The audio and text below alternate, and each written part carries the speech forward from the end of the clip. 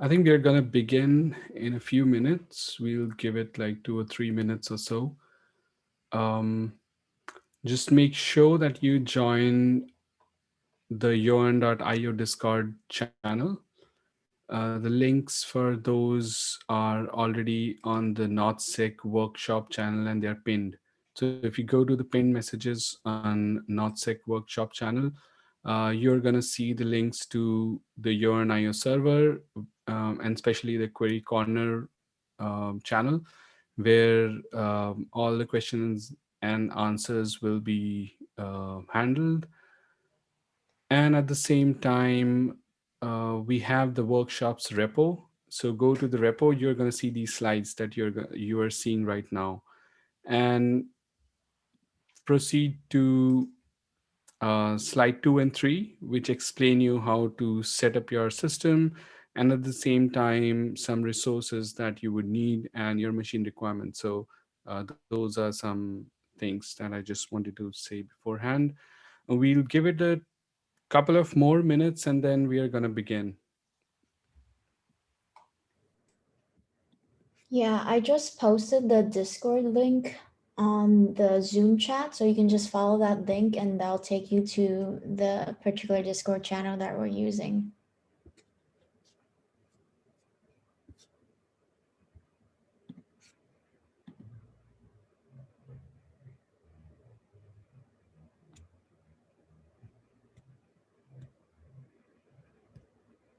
Oh, Suchakra, did you post a link to the CPG, to the generated VLC CPG?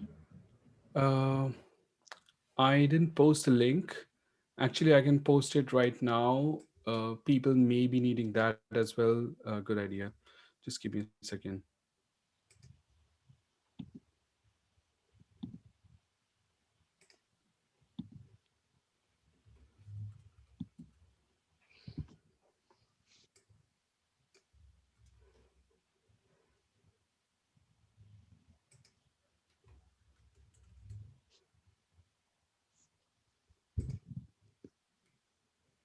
Okay. uh, let's see. So I'm going to post this. There's a file, it's called as vlc.bin. It's like a big file. And you, if you know your machines are not so powerful, I will recommend that you join them. And you basically download this file and keep it ready, because when we are going to use Yarn, we'll use this stuff.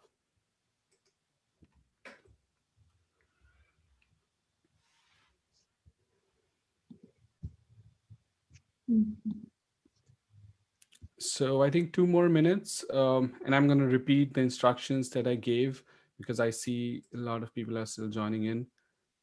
And so the instructions are as follows. Just go to the NSEC workshop channel. There is a pinned message which explains how to join the Yarn IO Discord server. All the questions and answers are going to be handled there. We have a GitHub repo attached to that, and please clone that repo. The NSEC workshop is there. All the contents in the NSEC workshops that you would be requiring are also there. These links have also been pasted by Vickie in the Zoom chat as well. So the way to join the server. And if you have any questions, please, I don't know how many people are there, or if it's okay for everyone else. uh, we can probably just unmute yourself, be mindful of everyone else and ask questions, or you can ask questions directly on the chat itself. And the channel that we'll be using in Yarn is the Query Corner channel. It's okay if you just want to use the general channel, that will also be fine. I mean, just ask your questions, but try to stick to Yarn kind of queries in the Query Corner channel. I see that many people have already joined there. It's going to be fun. I hope you enjoy this. And in the slides, when you download the slides by cloning this workshop repo here, uh, just look at these slides number 2 and 3. They explain you how to set up your system, install Joern, and then download the VLC source code and just keep it ready. That's basically what we would need. And also, please make sure that you have at least 5 to 7 GB free RAM. So close as many browser tabs, kill Slack, and keep an eye out for a good amount of RAM, because when you will be dealing with graphs, we are going to dig a little bit more deep. So when you're going to deal with graphs, you would be requiring a lot of RAM.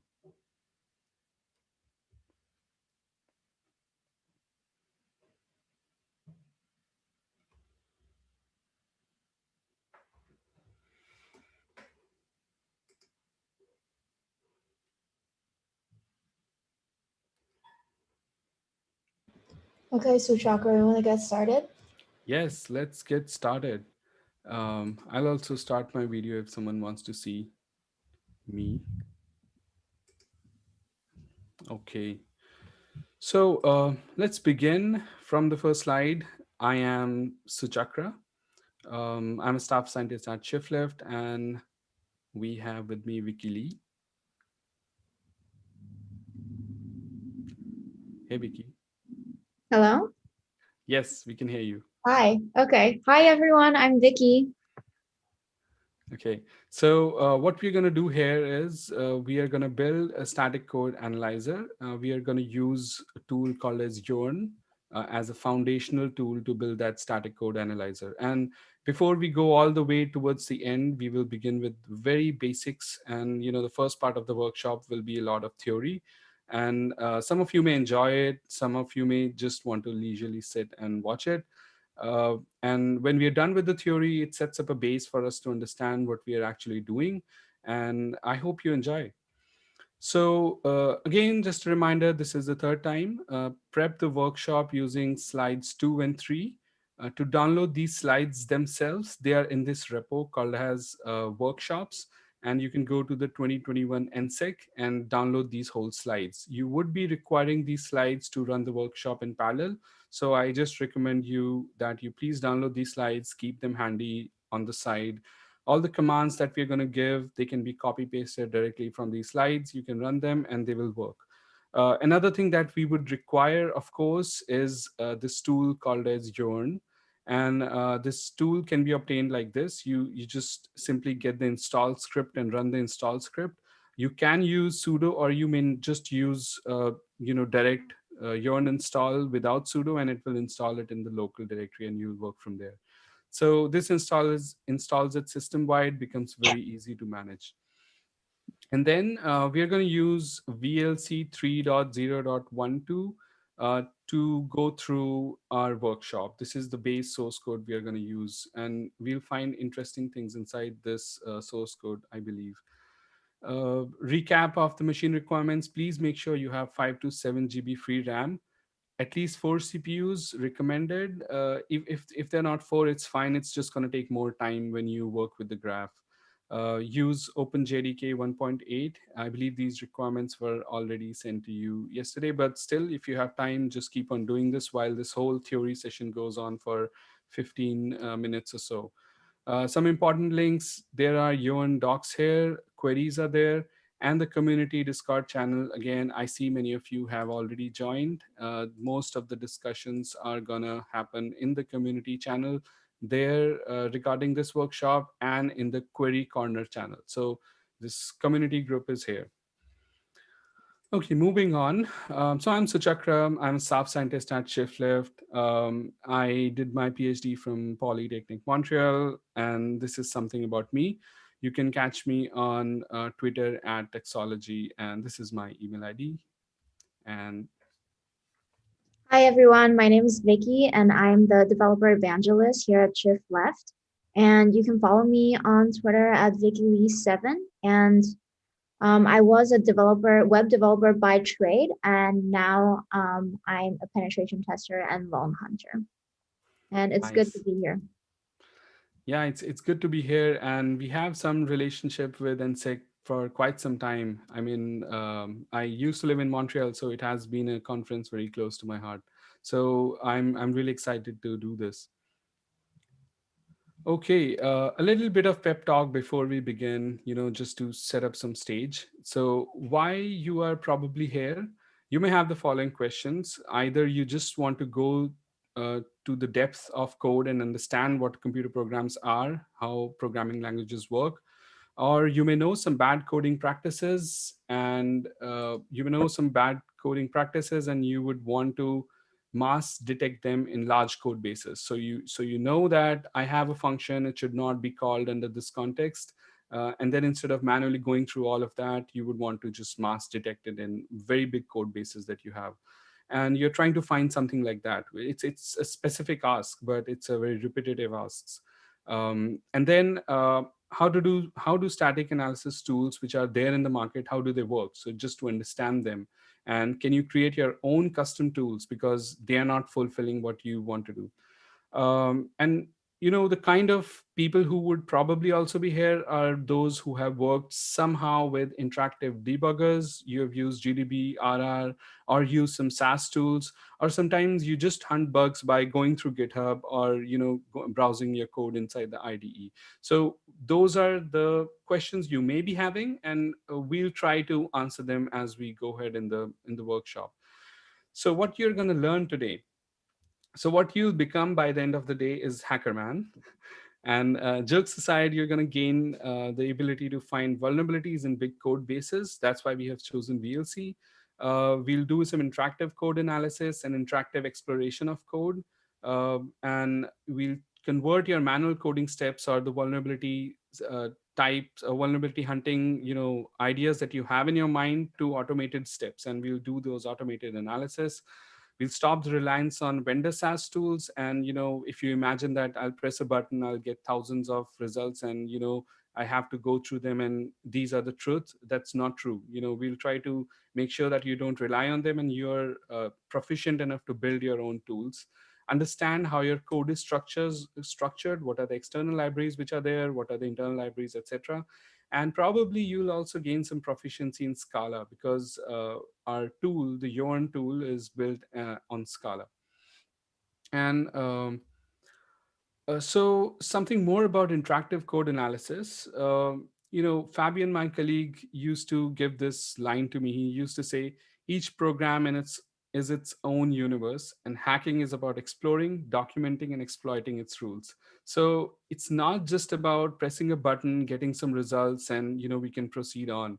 It's a lot about understanding the program. It's like a big universe, and there are connections in that universe of code, and it's about exploring, documenting, and exploiting the rules that have been set inside that code base. And many tools do that. And when you're writing code, you use debuggers, you use address sanitizer, valgrind, etc. And we are used to them, and they give out some results to you. So what Joern tries to do is it tries to flip this approach, where you have the code base in front of you, and you ask it questions. You ask very normal questions. Can you tell me where this method has been used, and is there an if statement before this, and all of this, is it in this file which is being called by this method, etc. So these complex network of questions that you may have, you may be able to solve them with a tool like Yuan. So it's like play and pause debugging that you are used to with dynamic analysis, like working with GDB. You run something, pause, and that kind of debugging. But now think of it as moving to static analysis. So now it's inside static analysis. So what we require for this is some fundamentals of programming languages, and that's what we're going to cover right now. Just in 10 minutes, it's not going to be something super in depth. You can just chill and relax and just see what's happening. uh, Small fundamentals. So what is even code? We may have statements like this: int y equal to x plus 50. And what happens is that a computer needs to understand these statements. So what it does in the first stage is, tokenize them. That stage is called as lexical analysis. So you tokenize each and every component and make it a little bit more descriptive. Then what you could do is you do some syntactic and semantic analysis. You, as in the compiler, will help you do this, where it's going to take all these tokens that it has generated and start understanding them. So an equal token here becomes an equal operator, and then it starts laying them out in this tree like structure, which is called as abstract syntax tree. And now it becomes easy for a machine, because what a machine would do is it would say, okay, it will start traversing this graph like this, and it would say, okay, y equal to there is a plus operator, so x plus 50. So if you want to understand what this is doing, you could reduce this tree, and suddenly you have meaning attached to these simple tokens. So it's a tough ask. We are writing in some sort of like broken English like language, and then we want to convert it into something which a chip can understand. So this is the intermediary thing which happens inside when your code is there and needs to be executed. At the same time, now what you may have is not just a simple statement, but it may be part of a function like function X. So we will enhance this tree a little bit more further. We call it enhanced AST. So now we can attach a few more nodes to this graph, and we can say, okay, this is a function, and there is a declaration which is this equal operator, and this is how you would basically understand this. So it encapsulates this part inside a function. So it's kind of like a way to do that. At the same time, we also identify where data is. So these blue things like, okay, there's data in X, there is data stored in Y, data stored in X again. So we have some information. We attach this information to the graph, and suddenly we have an enhanced AST. Next, what may happen is that this function may not just be very simple. It won't be just the statement encapsulated inside a function func. Okay, it may not be like that. There might be conditions inside it. If this, then make a call, else do something else. So in that case, this graph starts becoming a little bit more complex, because now there are conditions inside it. So we need to understand control flow as well. So we can then denote a control flow graph saying that there's a function declaration, then there's a conditional statements. If it becomes true, you go here. If it becomes false, you go here. So you again try to make another graph, which is called as a control flow graph, to represent the control semantics inside your code. So the control is represented here. AST represents a lot of information combined, including part of the control and part of the data, but it's basically a tree representation. And then another thing that you have along with this is program dependence graph or data flow, which defines how the data is going to flow, which means like the value of Z here, in this statement, there is a value of Z. So the value of Z here is dependent on the value of Y, which is dependent on the value of X. So we have these three constructs, and keep them in mind. We have abstract syntax tree, we have control flow graph, and we have program dependence graph. And eventually, what in a normal case, what compilers would do is they will translate this to some other intermediary languages, optimization, register allocation, and then machine code, which directly executes on the machine. But what we do usually, and what we are going to care about, is this representation. So we are going to take pieces of code, convert them into a graphical representation, which we call as code property graph, and which is a mix of all these three representations, and we just stop there. So we now have a database containing information about the code with us. So it's like half a compiler. Think about this statement like this. I keep on making this statement again. It's like half a compiler, not a complete compiler. And we use the information from that half a compiler to basically make more deeper analysis on code bases, rather than working here. If you were working here, you have strings, and if you want to make sense of what's happening inside this string, or this big chunk of string, you'll be just gripping through them and trying to make sense of it. But now we have graphs, so we have relationships between each entities. Okay, moving on. This is too much low level. In real cases, you'll have code which becomes a little bit more high level, and there are things like classes, member variables, annotations. When languages become more complex, the constructs also become higher. So obviously these statements that you were seeing here are always there, but at the same time you have these high level constructs also now. So we need this also be there to be represented on the graph that we had generated. So those graphs are for low level individual statements, again start becoming big pieces of graphs, and then we take all this information about methods, whether this method definition is there, this is a return, this is a package name, and we take all of that and we put it above that graph as well. So we're kind of constantly making a graph and then enhancing it with information about the code, and we keep on doing this.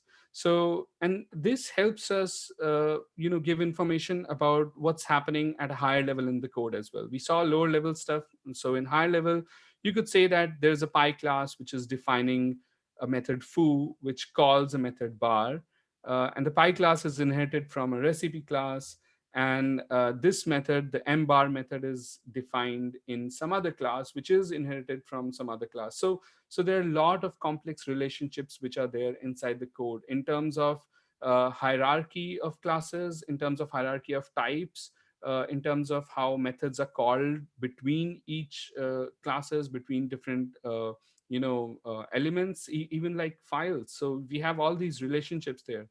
And then there are relationships about how data is flowing. So, for example, the X data is passed to this specific function call, which is actually inside this class and which is defined in a logger class. So we have a lot of information inside the code like this. And when we want to make sense of what's happening in your code, you would want to actually ask these kind of deeper questions. And this is a key component in security analysis. You would want to understand uh, the whole code base in a very holistic manner so that you can ask intelligent questions to the code. So think of it like this, like uh, Google Maps or any mapping software is there, it has a map of your whole city. Okay, at one point sitting here, you do not know what's inside that city, but the mapping system gives you an opportunity to ask a question that find me the most optimized way which goes from here to there through these specific routes. So you can ask these questions. Find me a way to go to the grocery store while stopping at this place and see how many red lights are there. So you can ask these questions. And what we want as security analysts, and especially static analysts, what we want is to ask these questions to this big corpus of code. And we want to move away from grepping and just doing simple tree analysis and stuff like that. We want the whole holistic approach where the whole code base is represented. So as developers, we always think in graphs while we are coding, and we should also think in graphs while we are debugging. So we want the graph to be the base component where the whole code is represented in the graph, and you can ask questions to it. Which brings us to this tool called as Joern. It's pronounced as Joern and not Joern or Joern or whatever. But we don't care, as Shakespeare said, what's in a name. And so let's move on. What Joern does is it's a framework for understanding code so that you can gain insights about your code and build tools for debugging and security. So it's a framework, and we'll use this framework to build our tools. And what it allows you to do is to take in pieces of code, do some parsing on it, and convert them into this big graphical representation called as the code property graph. You should search it on YouTube. You should search it on Google. What this code property graph is? It's something which my colleague has invented, and this is a representation of all the three graphs tied together, so that your queries become very efficient. And that's what we have. So Yearn allows you to convert your code into the code property graph, and and at the same time gives you a shell, a very interactive shell, looks like GDB or any other kind of shell. It's such that you can ask a query to the code and you get insights, you get bugs and 0 days or whatnot. And this actually works because we have found multiple bugs in 0 days. And I don't know, maybe after today in the evening, you're also going to find some of them. So again, so it's a whole framework allows you to ask queries on an interactive shell. You iterate quickly on those queries, gain insights about what they are. Then you convert those queries into a recipe, and you can run across large code bases. So you automate what you have done, so it's not just lost. And then you take it and integrate into your tools, your own tools, or you put it in your pipeline, CI/CD, or whatever you want to do it with that query. think of it like bash scripts. You have bash commands, you could just run them once and they work, or you create them into scripts and then you package those scripts and you could create them into a big file. I don't know, like you may be able to build complex tooling around it in with bash, but with Yearn you have nice APIs, you have a whole framework, and you can work through that.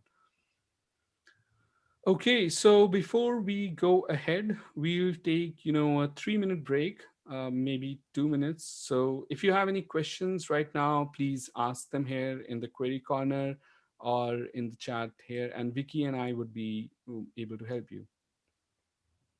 Yeah, actually, Suchakra, can you go back to two slides before Yes, this? sure. So I was wondering if you can explain something for us. So the code property graph is basically a combination of the three different types of graph representation of code, right? Could you Yes, the explain the decision process behind the merging of the graphs? Okay, so yeah, that's super interesting. So thanks for bringing this up, and some people may have this question as well. So what happens is with a graph like AST, I'll go back to this place. With a graph like AST, just having an AST, you may be able to ask, can you tell us if what's the right hand side of this plus operator? So can you tell if x what is x being added to? Okay, a question like that you may ask, and you may be able to solve it by going through the graph. It tells you that. You may even be able to understand that you are part of a function. Okay, but having an understanding where you can say, tell me all the locations in code where malloc is used and where the parameter of the malloc has an arithmetic operator in it, and is it part of an if statement, and is that if statement having this condition inside it, and at the same time are they all called from these methods, and is that data on which is in at the parameter of that method attacker control, or controlled by some external entity or some external library is calling it. So these kind of navigation you have seen already. The question that I just asked you requires understanding not just of browsing the AST, but also understanding the control flow, and also at the same time understanding the data flow.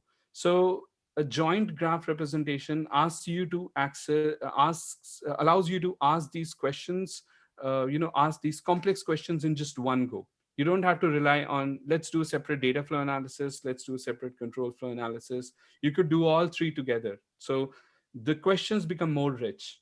They become more human questions, I would say.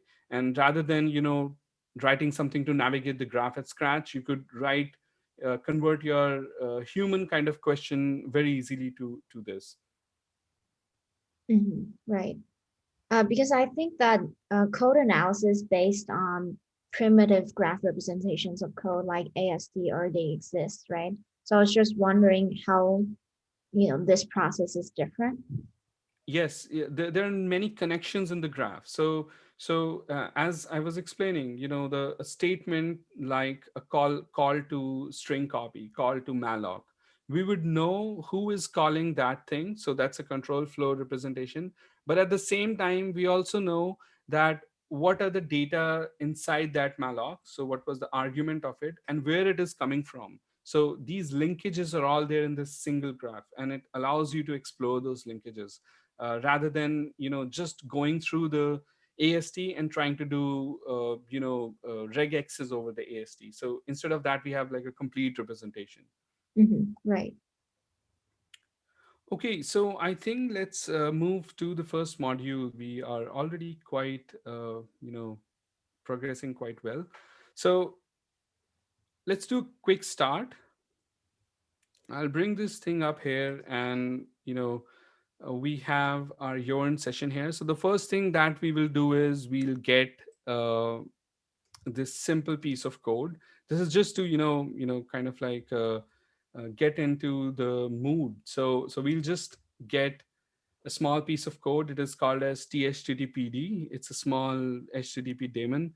It might contain a lot of bugs. It's written in C, at least that's what I know.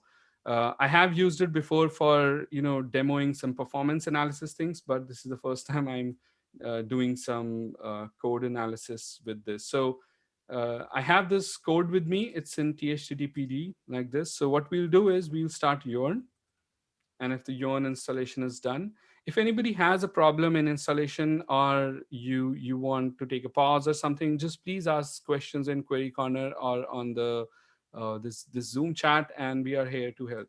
So you start Joern by just typing Joern once the installation is done, and it's gonna start. At the same time, I want to keep an eye on how much memory I have. So I think I'm good for now. So Yarn begins like this, and it gives you a nice shell. So what the first thing that we'll do on this shell is just import this piece of code that we have. And to do that, we just do import code, and we give it the path. So you have to give absolute path for this. Since I've started Yon from inside this, you can also give relative path from the same directory. So I do something like this, and it runs. It goes through the whole code base, understands that it's a C code base, and starts generating the graph for it. It will go through all the nodes and edges inside the whole graph, and it will generate a CPG for you. You will find some warnings during the analysis because we are fuzzy parsing, so we might miss some types of member variables or some methods or something like that, because large code bases are there. C is not written in a standard format all the time, so we might miss a few of them. But more or less, all the information that is required for doing a proper analysis is encoded. So once you are done, you will get something like this, that a graph is there. You can now begin using this object called as CPG. So CPG is the object that we have now inside a shell. It's populated with this graph, and we can control the graph using this. So the first thing that we'll do is cpg.method.name.l. So I'll just copy paste this. You can also do the same thing. And what we are doing here, you can do Control L and it clears the screen. Many of the commands are same. There's tab completion, so if you do tab once, it will try to complete it. But you might see a lot of things don't get inundated by that. It's fine, just do one tab completion. So what we are doing here is we are using the CPG, which is denoting the graph.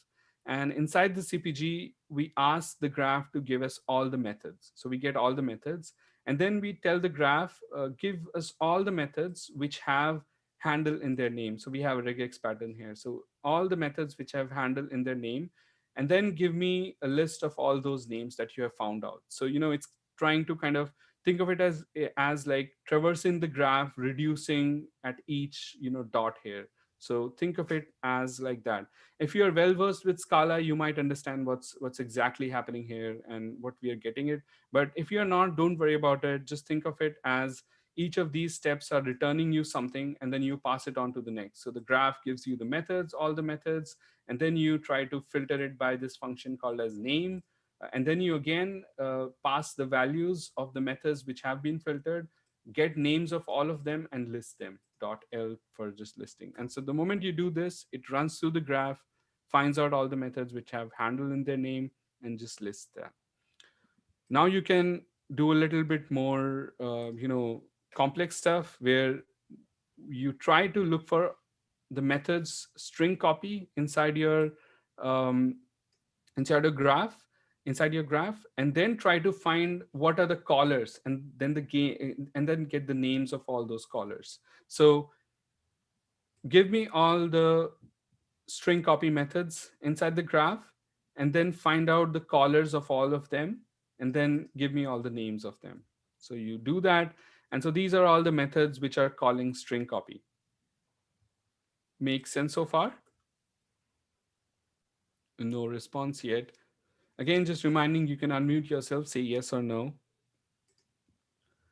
It does. Okay, thanks. um yeah, so let's move on. So this is something which is super simple. So now what we will do is we'll go a little bit more deep and import a large graph. So this is going to take time because VLC is a large code base. So if you start importing, it's going to take a lot of time. At this time, I'll remind you, you can either use this, or you can actually, uh, sorry, help. So or you can actually import the graph itself. So I have the graph already generated for you. You could import that. I'm gonna put this link for the graph in the Zoom chat. It's Or already in the Zoom chat. okay, it's already in the Zoom chat. Yeah, Again, it's the resharing. Google Drive.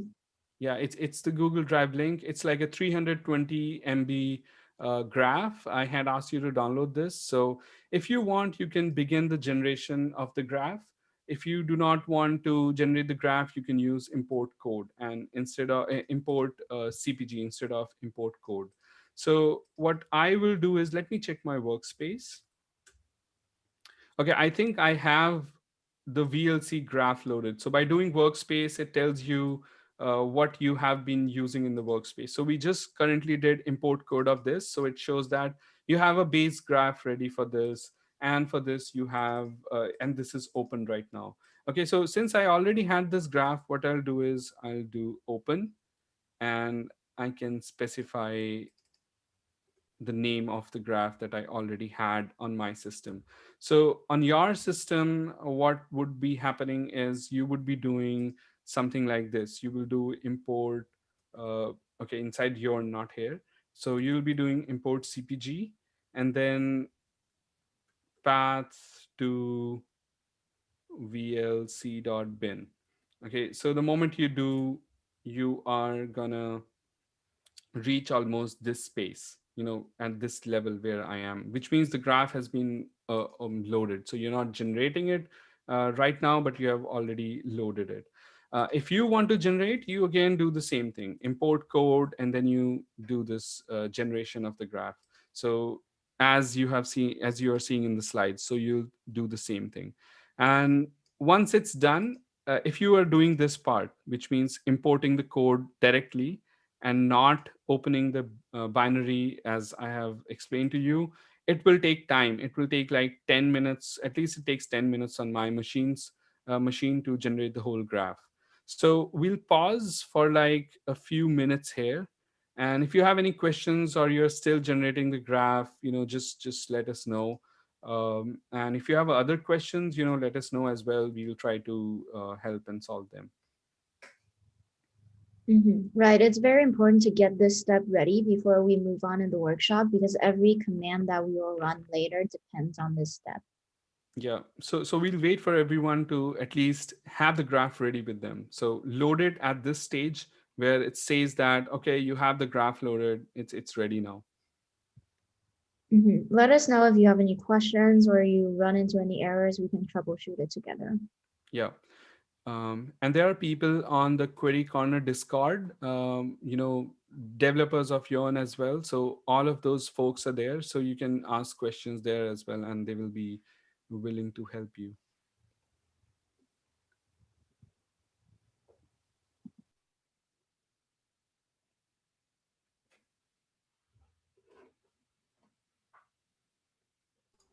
Well, it's compelling. If you don't mind, I have a question regarding Joern and the CPG as a whole. Yes.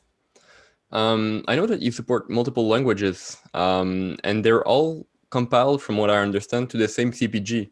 So is the CPG pretty much language agnostic, and how Yes. does it compile everything, all the different structures to one sort of normalized format? Okay, thanks a lot. Very interesting question. So yes, CPG is language independent.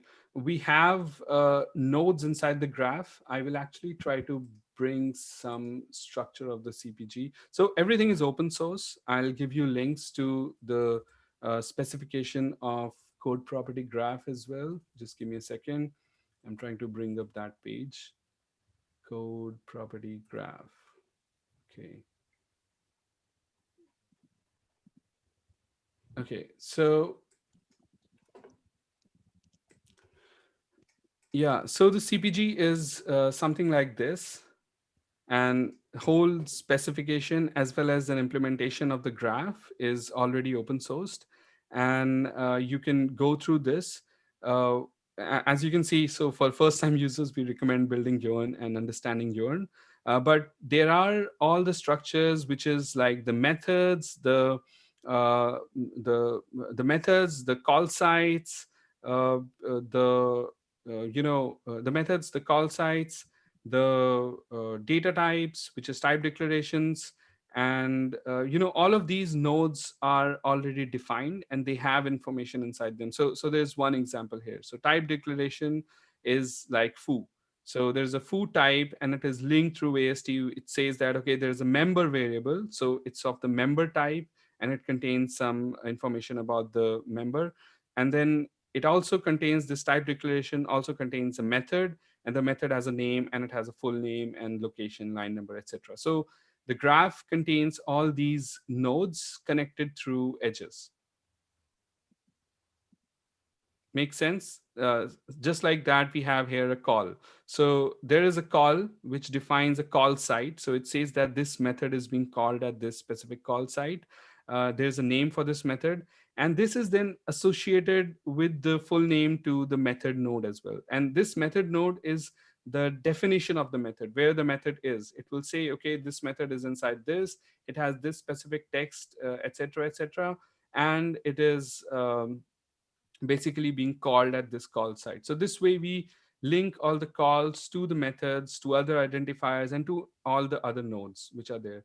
As we will go through, so for different languages, the question may also be like this. Okay, um, for example, in Java, we can say we have classes. How do you map it to that? So at a very base level, they are type declaration, so we map them to type declaration. So to get classes in Java, you would do cpg dot type decl to get type declarations. uh, and for C, we will have typ, the type structure. So you would do cpg dot type, we'll have types like int and all those specific types that you have designated. Structures can now also be mapped to something like that. So we have all of these nodes, and we have all of these edges which have been defined, and they all map to different programming languages.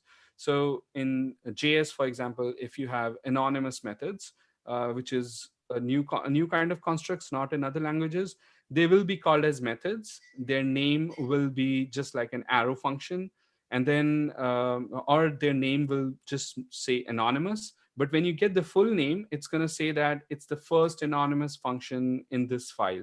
So this way we try to map for all different languages in the same structure. Okay, so Mansi was asking, exciting tool, got the graph ready. Uh, what languages are supported? So for Joern, okay, some people were trying to get out. Okay, fine, yeah, sorry. So for Joern, we have C, which is supported by default. It is at a decent advanced stage. I would say it's fuzzy C parsing, which is being done for C. We also have Java support now with Joern, and both of them are supporting data flow, which means like data flow is a very difficult thing to do usually when we try to do graph analysis, and we have decent data flow analysis for both of these languages right now. We have a commercial variant of this which supports other languages as well. We won't discuss it today. So for Yarn, we have most of these things ready, which means C and Java. So C, C++, Java.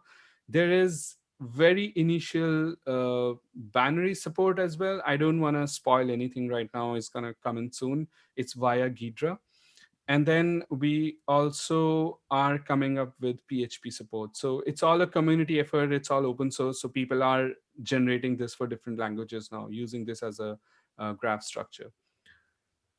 So okay, yeah, maybe not temp for import code, yeah. Okay, so uh, assuming that everyone has the graph ready, at least can I assume that and move on? Vicky, what do you Uh, think? yeah, Suchakra, you want to answer the question in the Zoom chat first? Okay, There's a Zoom question, chat. how well does it deal with calls that are polymorphic and calls in dynamic languages? Okay, so yeah, that's a good question. So static analysis can just do so much. It won't be able to, for example, if you're generating dynamic calls, it may just, not tell you whether this dynamic function is there or not. For polymorphism, yes, you would see method nodes with similar names. They will have some different names, and you would be able to still get those separate nodes. So I think it would work. I think Nico is also there on the call. So if you have some expert answers, Nico, if you want to give them, you can give them. I don't know if he's here or not. He's in Berlin. I don't want to disturb him. I don't think he's in the Zoom. Oh, you never know, Nico. Uh, He might be there under some pseudonym. uh-huh. Yeah, that makes sense. So has everyone gotten their graph yet? Loaded in Yarn? I'm actually having just a little bit of trouble. Could someone, well, the exact incantation, do I have to be in VLC to open it, or can I be in its parent directory? Oh, It'll you work. can be in its parent directory. Okay. All right. I don't know if I've just installed Joern incorrectly. I'm just having weird import problems. I don't know. Okay, can you send a screenshot or something to the Discord, and probably we'll try to go through that. Yeah, we'll do. The Discord. I'm not seeing a QueryCon channel. Where It's is called that? Query Corner. Query Corner or anything like that. I'm in the Discord right now. I see conferences, workshops, training. Ah, okay, okay. So this is a Oh, separate server. The link mhm. to that server is, I think Vickie has sent the link. Yeah. Can we just throw So that Yeah, in it's the a chat separate real? Yarn There channel. we go. Thank you yeah. very much. Sure.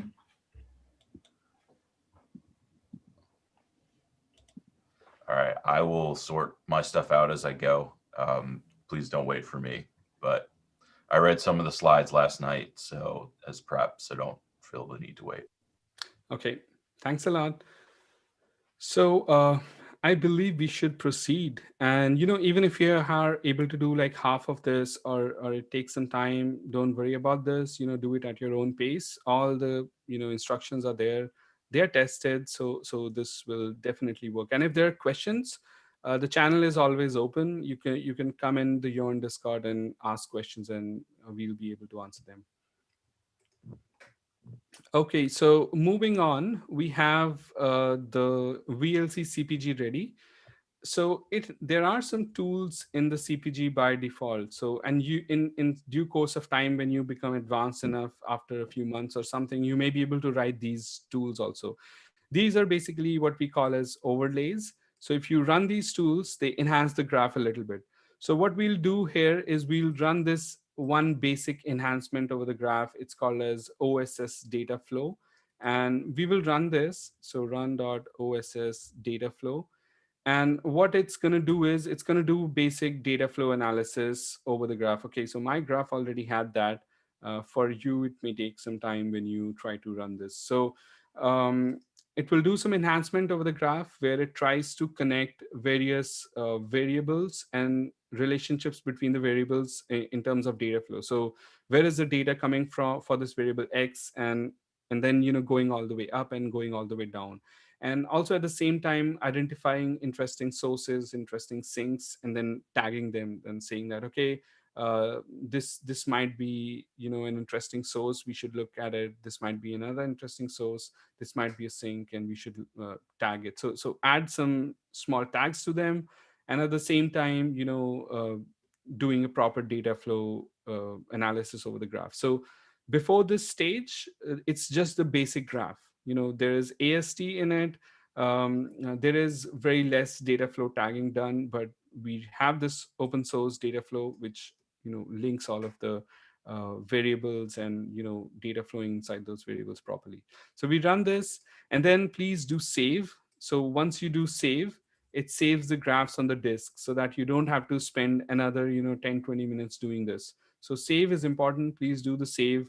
Once all of this is done, your graph which is inside the memory, it might be like a lot. So it's already taking like 3-4 gigs, I see, and it's in memory already.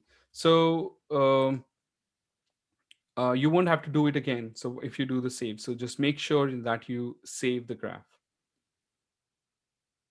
Okay, moving on, we will do some very basic queries. So these kind of queries, I think you have already done. I'll probably increase the size so it becomes a bit better.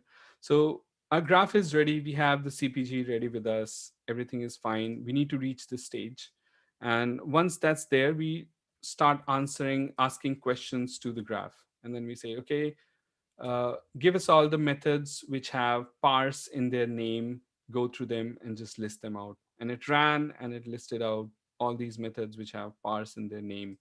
Okay, you can tune how your stuff is, but it's nothing super fancy. You can do all of this stuff in an IDE. So all of this is just, basic features that you will have with Joern. Okay, someone is trying to come in. Okay, so all the basic features you'll have in you, and we also have this thing called as dump. So if you are in a method node, which means like cpg.method is going to return you a method node, and then you filter those nodes by parse.sig. So what you're going to get after this dot is basically methods. So we take these method nodes, and I'll show you how these nodes look if you do something like this. So let me look at one parse sig or something. And if I do dot L, it's going to list all these methods nodes. So this is what I was talking about, how individual nodes look. And they have information about them. They have the code, like what's inside the code, the file name, in which file they are in, where they are defined, when this the definition end, what's the exact name of this, etc. So we have the whole node here. So what we do here is the node is there with us, but now we just dump it. So when you do a dump, it basically dumps the exact code attached to each of them. So this is one, this is another one. So it's like a list of all the dumps. Basically, that's what it is. Nothing fancy. You could do this with ID itself. But now we try to do something a little bit more complex. And what we are going to do here is look at all those methods which have parse sig in the name. We got that list already, like there were 60, 70 or so. And then we can use this thing in Scala called as map. Okay, so what map allows you to do is take those methods which are being returned after this dot, so all of those interesting methods that we have, and then for each of them, it's going to create a list of a tuple with containing file name and the code of that method. So we just do this, and we'll see now that list is enhanced with one tuple. So the tuple contains the name of the file, but also the text of the method itself. And the text is like this string that you're seeing here. So this way you can, quickly do some things. You could also, if you find something interesting, for example, you want to dump all these methods to a file, then you use this weird piping operator that we have. It's like a pipe and greater than. So it pipes it to this file, and then suddenly you'll have this file which contains all these methods. So what we have found is when you're trying to work with Yarn, you find something interesting, you have a nice query, you could just pipe that text, the raw text, to a file and then save it for later. You could basically pipe any string. So anything that is returning a string, like this thing returns a string, you could pipe that to a file. Quick comment. Yes. I'm using the precompiled binary, and when Yes. running this command, I'm getting an error reading from home Suchakra projects. So like Okay. it's using your home directory. Yeah, So I yeah. just want to let everyone know that the path might be wrong if you're using the precompiled one. Okay, okay. Yeah, that's possible. So yeah, that's because it got, I generated that binary, and the information about where to take this also probably gets encoded in the graph. Okay. Okay, Mhm. at this point, I think I will Does this recommend. mean that the line numbers are also going to be messed up when you use somebody else's CPG? Yeah, I think so. I think Okay. so. But I think there is a way in which if we can also provide the meta information. So, what happens is that in the graph, let me go to the place where the graph is, workspace. So I think this is the workspace. We have like VLC here. So this is how the graph is stored inside the workspace. And um, you have other information, about project JSON. So I think it reads from that also. And if Oh, so you you would can just have to modify change it, that? yeah, if you Okay. modify that, it becomes a bit easy. Yeah. So ideally, I should package this whole thing and give it to you, but I just took this vlc.bin and sent it. Okay. So from next time, we'll remember. But I didn't want to package this because it also has this temporary, binary of the graph. So when you're moving the graphs, remember from now on, when you're moving your graphs, just move this whole directory. So copy this whole directory, tar it, and put it in someone else's workspace, adjust this, and I think it would work. Okay, yes. So thanks for that information. Thanks for bringing that up. So we were somewhere here. Yeah. And I explained to you how you could dump these strings into a file and then you could use them. So same thing, nothing interesting. There is also a pager inside the Joern shell.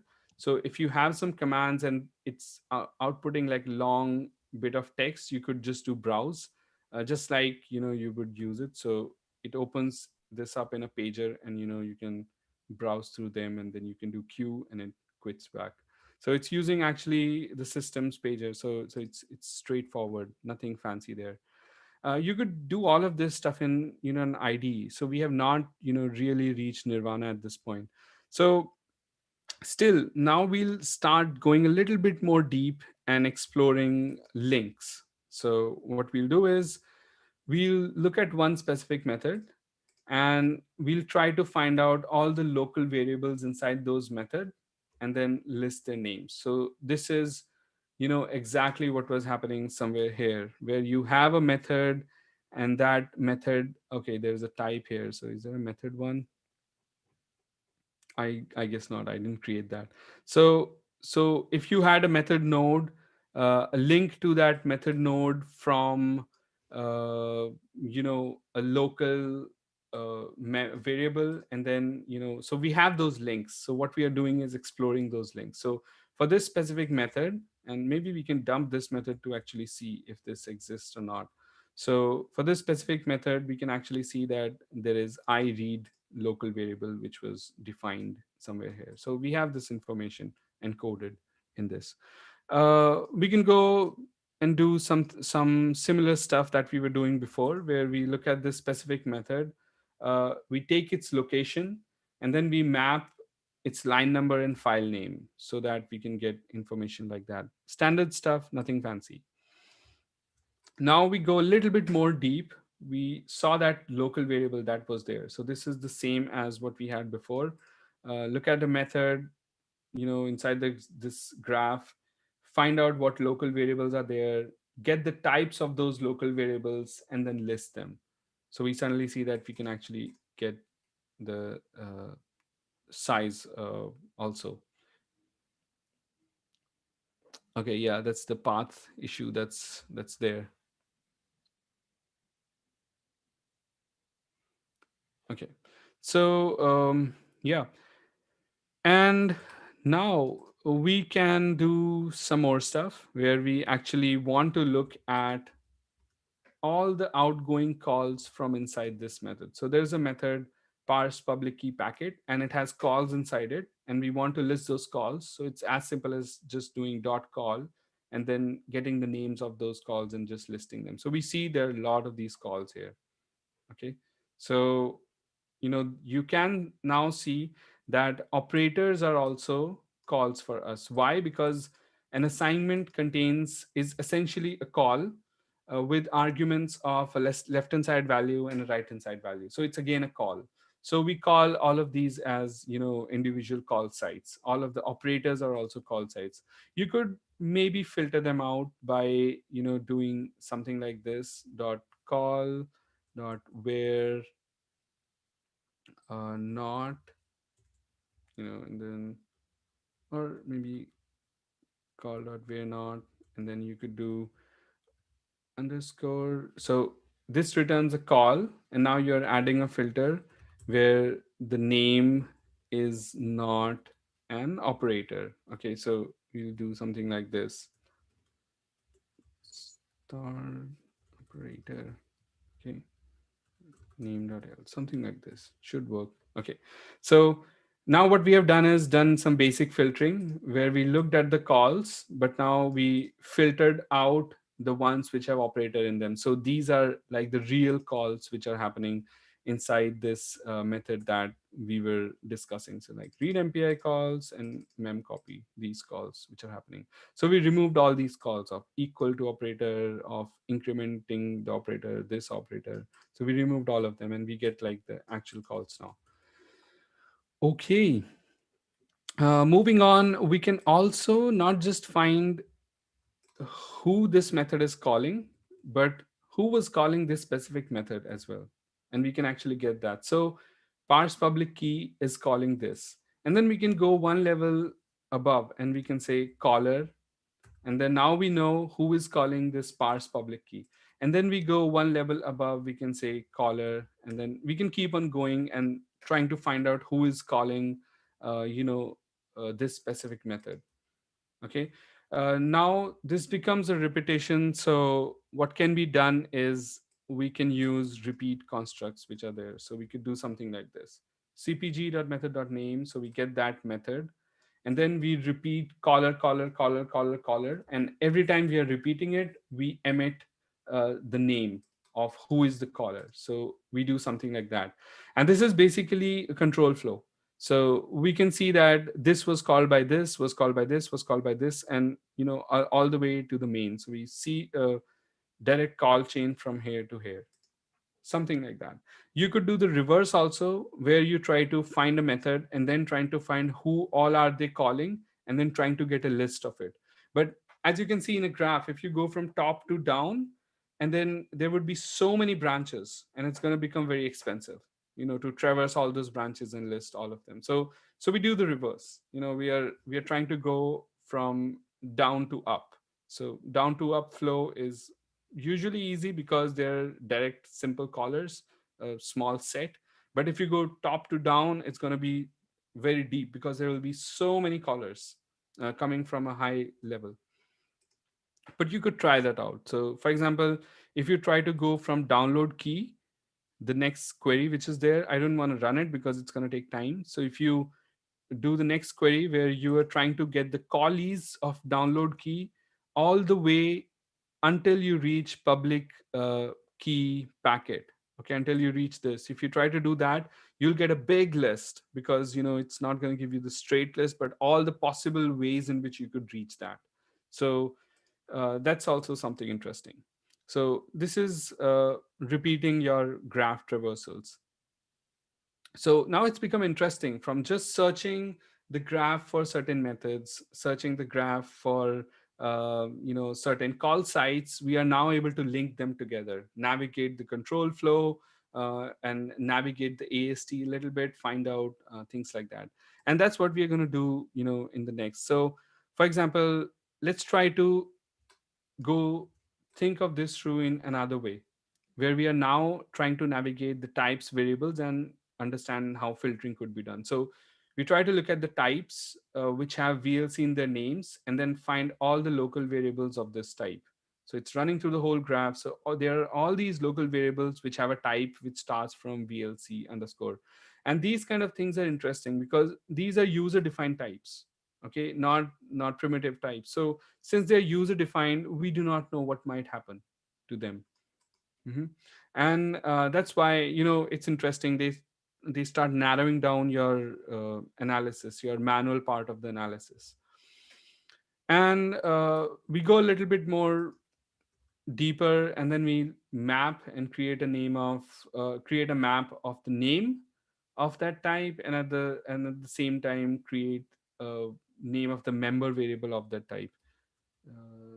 Yeah, so we just get VLC log t, but probably there is nothing with VLC log t. Okay, let me see the next query. I think there was. So yeah, okay, there is. We should have seen message here at least. So there is. So what's happening here is we are now not just going from the type. We could go the other way around, where we are going from the local variables. So cpg.local is going to list all the local variables where the type has VLC log t in its name. Okay, we do that and we get a list of that. And then again, we could go a little bit more deep because everything is linked now. So I'm trying to show that link, that you can start from a local where you will have a type of name VLC log t, and then give me the method in which this is being called. So it's basically going to give you where the message is there. Does it make sense? Where what you're trying to do is you start from the graph, pick one kind of thing you're interested in, a local, that specific local which has a type VLC log t, and then tell me in which methods that local is there. And the moment you do it, it tells you that. So it's only one. So, and then it, I think, also gives you like a nice arrow, something probably. Okay, not there, but yeah, it gives you this arrow. It tells you that you have this object VLC log t, and it's in this specific method. So I think it would be somewhere here. Okay, so this way you can see that we have a holistic graph there, from where we could go from a variable and find all the way in which method it is based on a certain condition being met. So we found out that condition being met by doing this basic filtering and then finding that specific method. Again, like same thing, but now we're gonna go one more step, and we want to find which file that method is in. We found that method, and now we want to find which file that method is in, and it just gives you that information directly. So all Sharma, things are linked. can I quickly interject and ask you a question Yeah, about sure. CPG generation? Yes.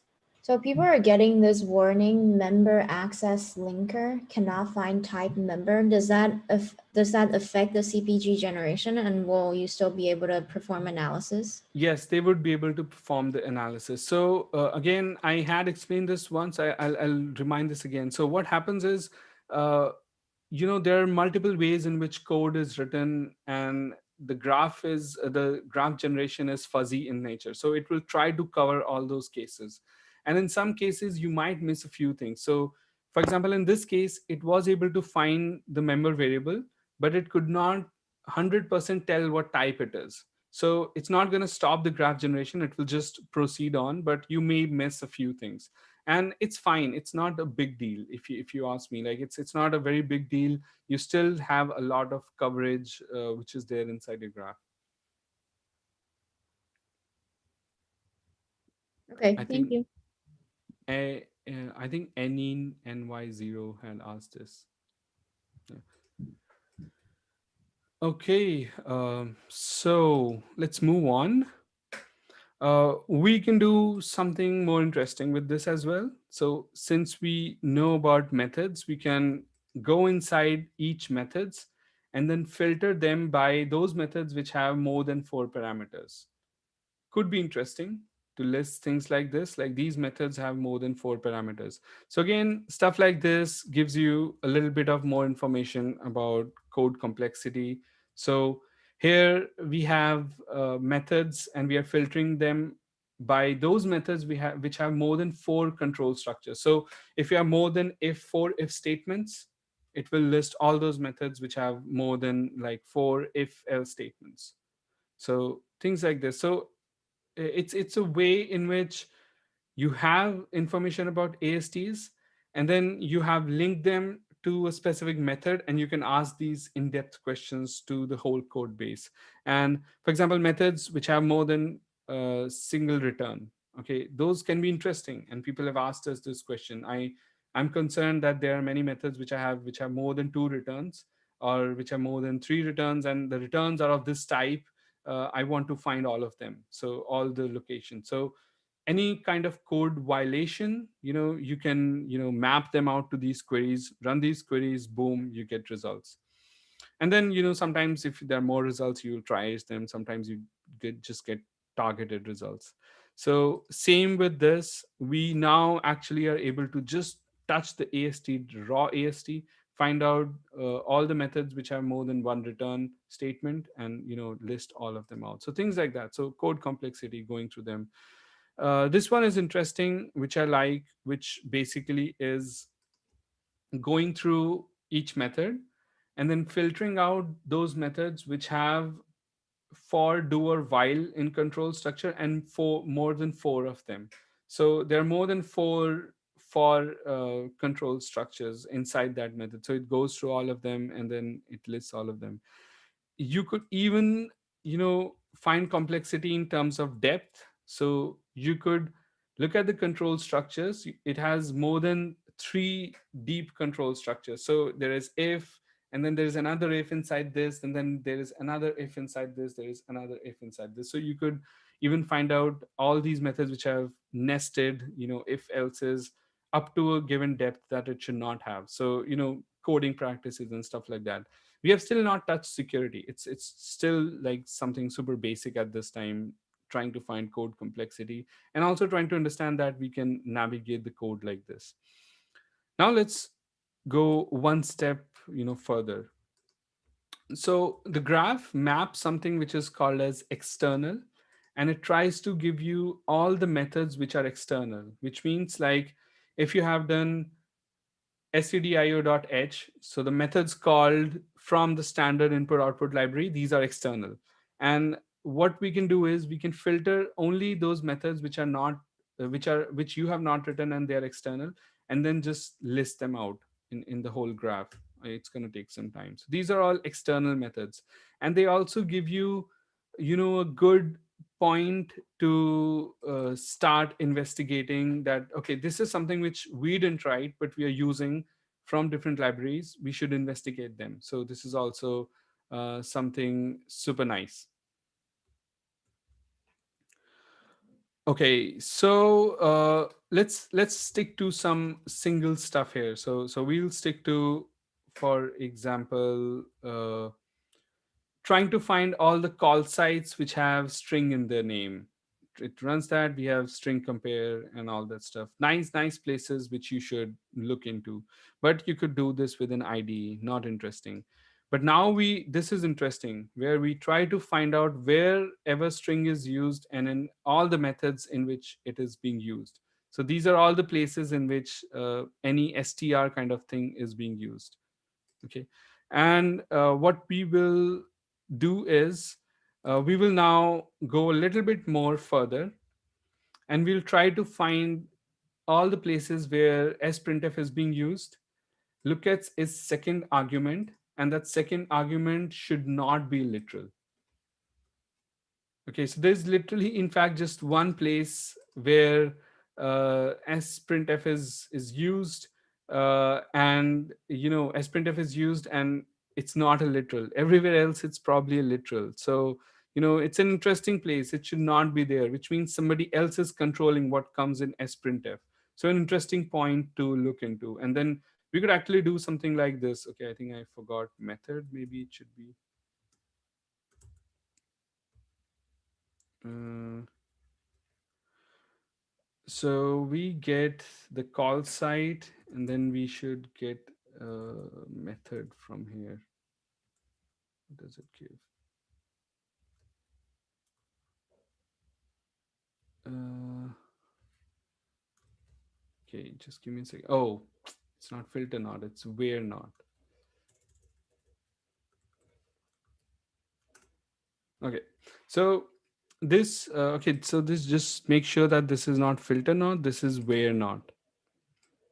This is also interesting. Filter not expects that you should, have a traversal inside it, whereas where not should expect that you should have just a condition being met or not. So you can use either of them, but make sure you use the correct one. So here it should be where not. So what we did here is we went to this call site, looked at its where the second argument is not a literal, and then we just did a dump which dumps where that method is called, and it actually tells you. So this is a quick way to find out that, oh, we had a problem, and now where is it, is how is the format being controlled. So you can quickly see how the format is. Okay, it's still a string, it was defined here, and you can triage it very fairly quickly. This brings us to the quiz. We'll also take a pause here while you think through this.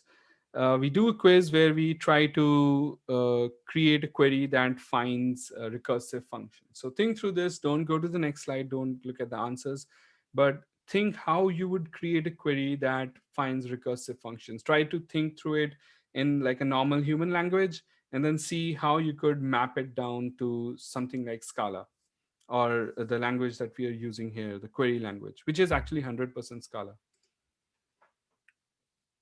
We'll take a pause here also, and probably some folks have questions. We'll try to solve that. I think most questions are on Discord right now, so if you could just take a look, it would be great. Yeah, yeah.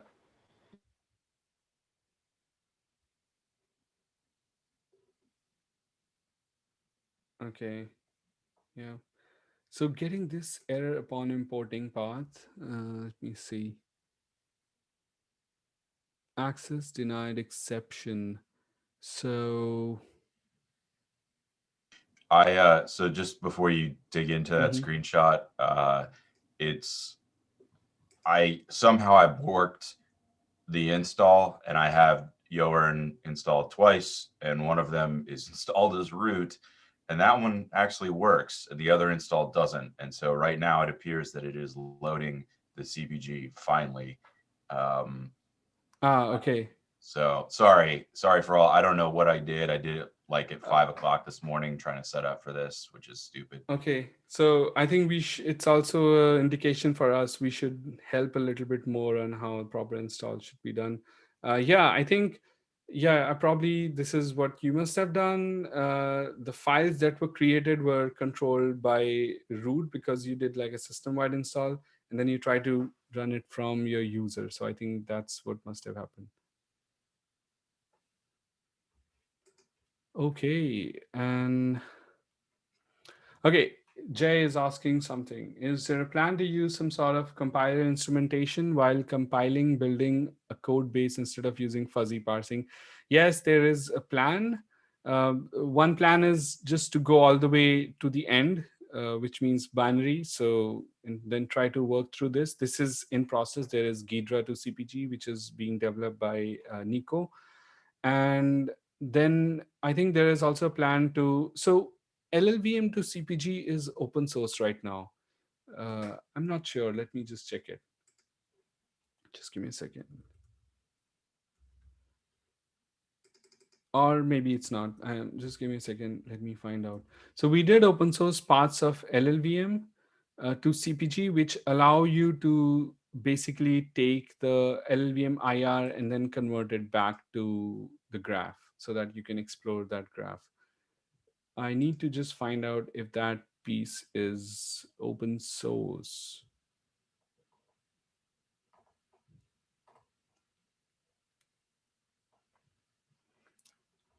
Okay, I'll write in the Jay. I'll inform you back. I'll get back to you, and I'll inform about this in this chat session, which explains us whether this is open or not. Yes, and you're right. So since fuzzy source parsing misses something, so we have observed it does miss something. And as you are also seeing, like it sometimes misses something, the way people have written pieces of code. And we, because we have, it's like us writing half a compiler, so we are only able to cover so much, but there is a lot of corpus of people who have already done that, looked at all different variations of C, how it's written, all the variants that could be out there, and then compile all of them. So we might miss stuff, but it's still working, I would say. So some folks say that fuzzy parsing is enough for us, and some would say that we want complete control. And fuzzy parsing is good for some folks because they don't need to carry compiler instrumentation. They can just look at source code when they go to their customers or their clients, and they don't need it running and buildable at the same time. So some folks got that. So it's your choice, but yes, we are going to build that. Okay, so recursive queries. Okay, how would you find recursive function, query for a recursive function? So it's pretty straightforward. We want to find all the call sites. We want to find all the methods which have call sites having the name the same as the method. It's as simple as that. And you could actually do this. And a good nice story about this query is that someone in a workshop which I was running before asked this question, and I just converted into a quiz. So you could actually create, oh, what did I do? Okay. You could actually create a query where you look at all the methods and filter them by the ones where x, which is that method itself right now, has a call site, and the list of all those call sites contain the name of the x. Okay, it's probably not going to be 100% recursive functions because it's contains, and contains only just checks partial strings and not complete strings, but still a good point inside the whole VLC code base. And you can actually see there are recursive functions. Look, recursive insert copy, recursive add to parent, and many of these are recursive. Like locking and unlocking is recursive, so you will find mutexes, etc., maybe somewhere. Let me see. Like taking and releasing mutexes usually, okay, like this, mutex lock unlock, these are also recursive in nature. So we do find there are recursive functions, nice interesting sites to look into that might cause places to break. So people want to look into that when they do audits.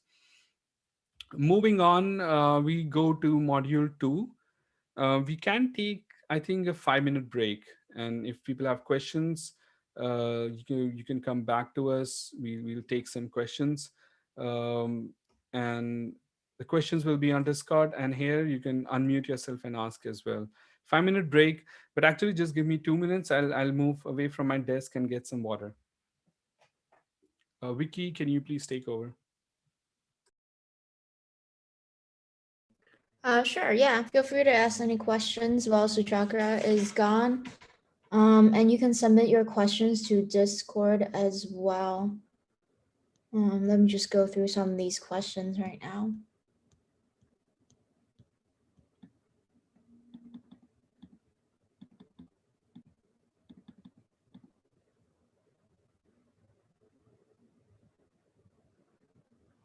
So yeah, most of what we've shown in Joern is in the shell right now, but we're gonna show you how to use it as like an automated tool later in this workshop.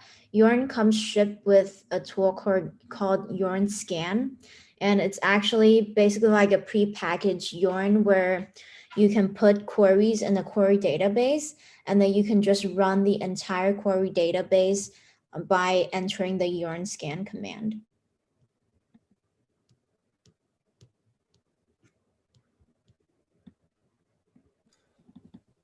What's the way to, well, how can we visualize the CPG or the code as a whole? Is it only like using the commands and we get the somewhat raw output, or can we get the graph database and navigate through it using normal tools? What do you mean normal tools? I mean, I've used Tinkerpop and Gremlin a bit before, and we had like some tools to just visualize the database. This helps a lot when debugging to ensure like here's what the data type is and when looking for specific things. So is this all abstract right now via the CPG and only like accessible via the shell? Or are Actually, there other tools to, like, say I want to dump the raw JSON of some part of it? Is actually, possible? I think Joern comes with like a graphing tool that allows you to print out the entire code property graph if that's what you're looking for. Hmm. Suchakra, what's the command for printing out the graphical representation of the CPG? Okay, super interesting. Okay, people are asking very interesting questions. So I didn't show that because I didn't know people would like it or not. So what I'll do is I'll show for one of these methods. So we have a method. There is something called as plot dot ast, which basically plots the complete ast and shows it to you. So you do this, and it's going to run, and it's going to generate a svg, and it will open that svg. So since I have Inkscape, it shows me something like this. And as you can see, this is the complete method and representation of the method. So So we have this method node. It even says what kind of node it is. So it says it's a method node. Its name is parse public key, and then it has all these different other nodes connected to it. So the block is going to contain all the information about the code.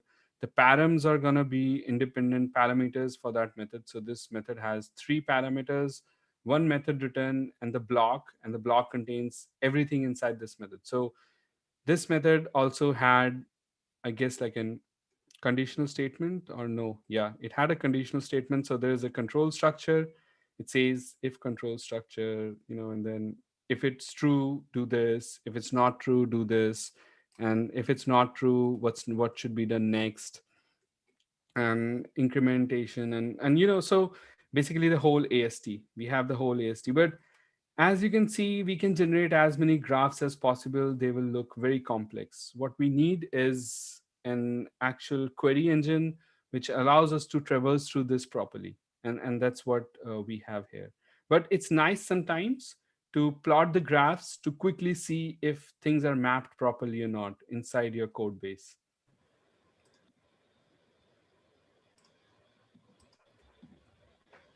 And I think you could do the same thing. You have plot.cfg.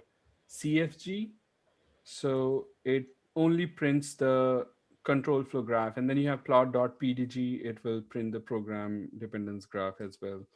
So yeah, so the control flow graph is going to look a little bit more linear in this case, which means like, okay, you have a call, and then this is going to call a less than operator. So there's some packet length checking. Then it's going to call this, and then it's going to call other operators, still an operator. Then there's a call to some field identifier, or there might be a condition here somewhere like not equals to this. And then if the condition is met, you do this. If it's not met, you do that. And basically, and then again, another condition here. So that's how the control flow graph will be, and all of this comes back to the return of the method. So when all the conditions are checked and met, there might be calls in between. They will be noted as call, but I don't know how they have been attached in the visual representation. This is just for our internal debugging, I would say, but still interesting to note.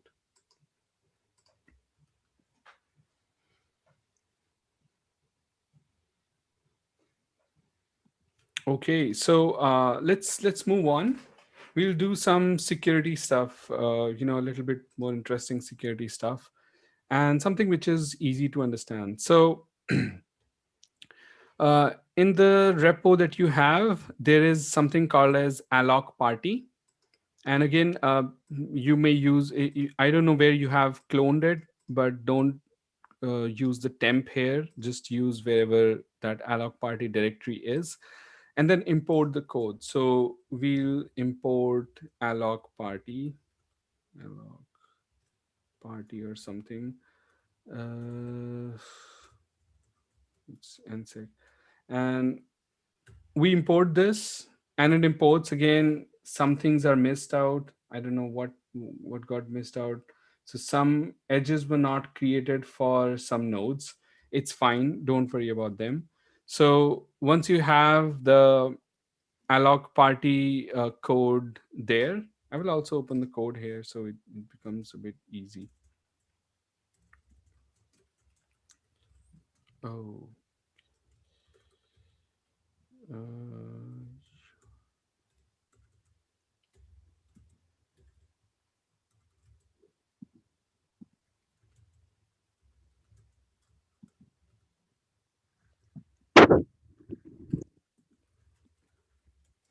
uh, so so it has a small piece of code like this. Okay, so it's going to be fast, very fast to do this, so no problems with that. So you could import this, run the OSS data flow. So run dot OSS data flow, and then we also save it, and it saves this back to the disk. Then we have the graph ready with us. It's fast because it's just a single file. There's nothing much inside this. Okay, so once this part is done, I'll explain to you about this simple memory allocation bug. It's called as zero allocation or overflow bug. So what might happen in a case like this is you have alloc havoc, a method which is there, and it has an argument y. And then there is memory allocation done, and that memory allocation has an arithmetic operation happening inside this. Okay, so based on z is fine, we know it's 10. Okay, but y is coming from somewhere from outside. So anybody could call alloc havoc with some value of y, and if the value of y is such that it causes, for example, if it's 0, it's going to cause a zero allocation.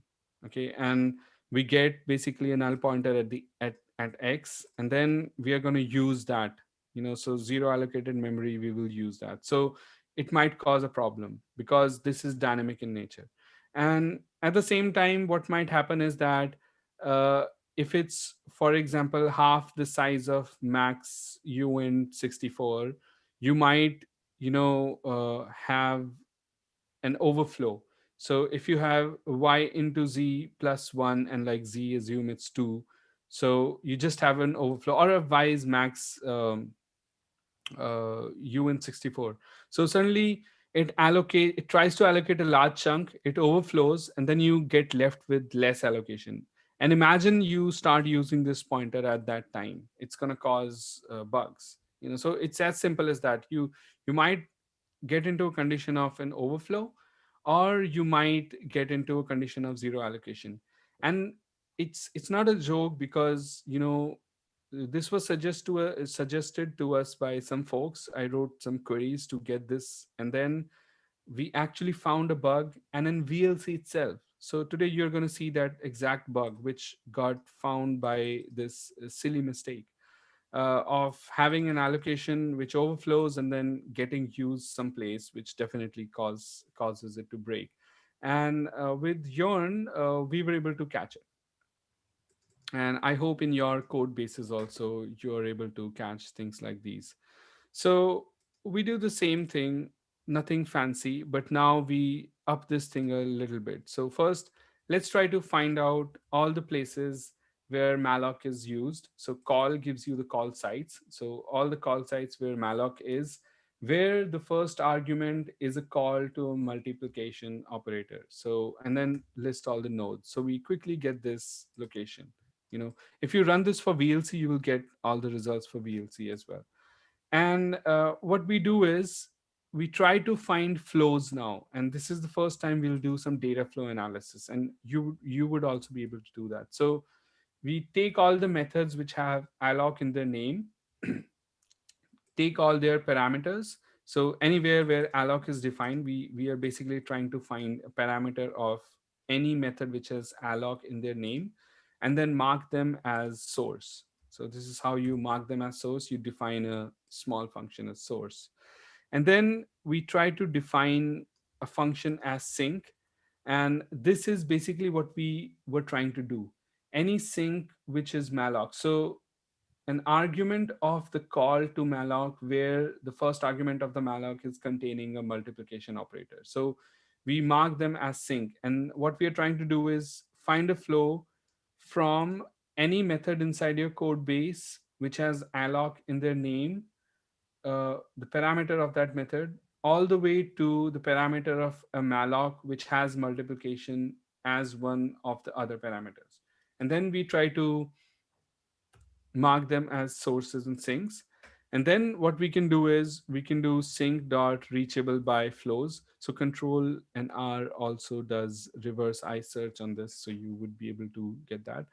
Um, so we do sync dot reachable by flows dot source, and then we do dot p, which prints flows in a pretty printable format. So what we have here is a flow coming from alloc havoc int y, because we started to track that, all the way to y into z at like line 13, which was basically this.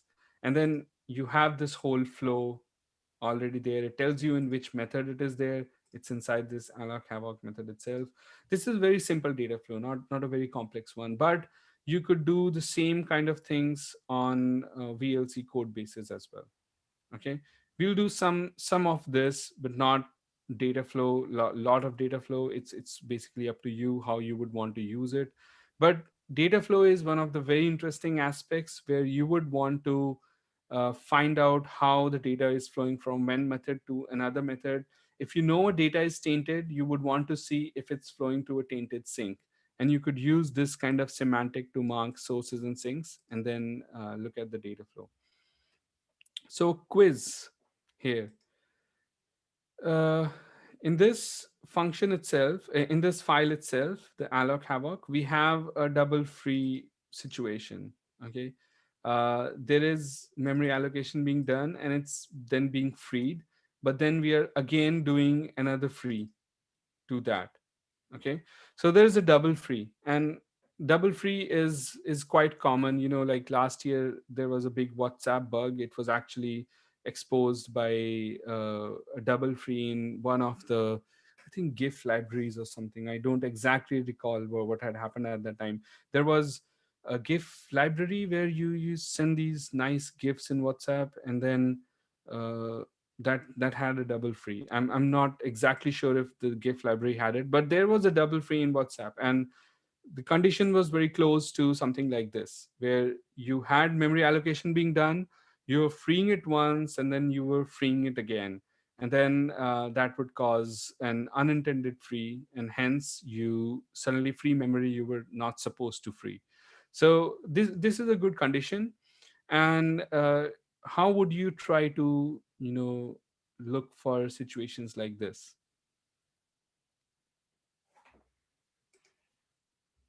You can give your answers in simple um, you know English, and I will actually translate them to query.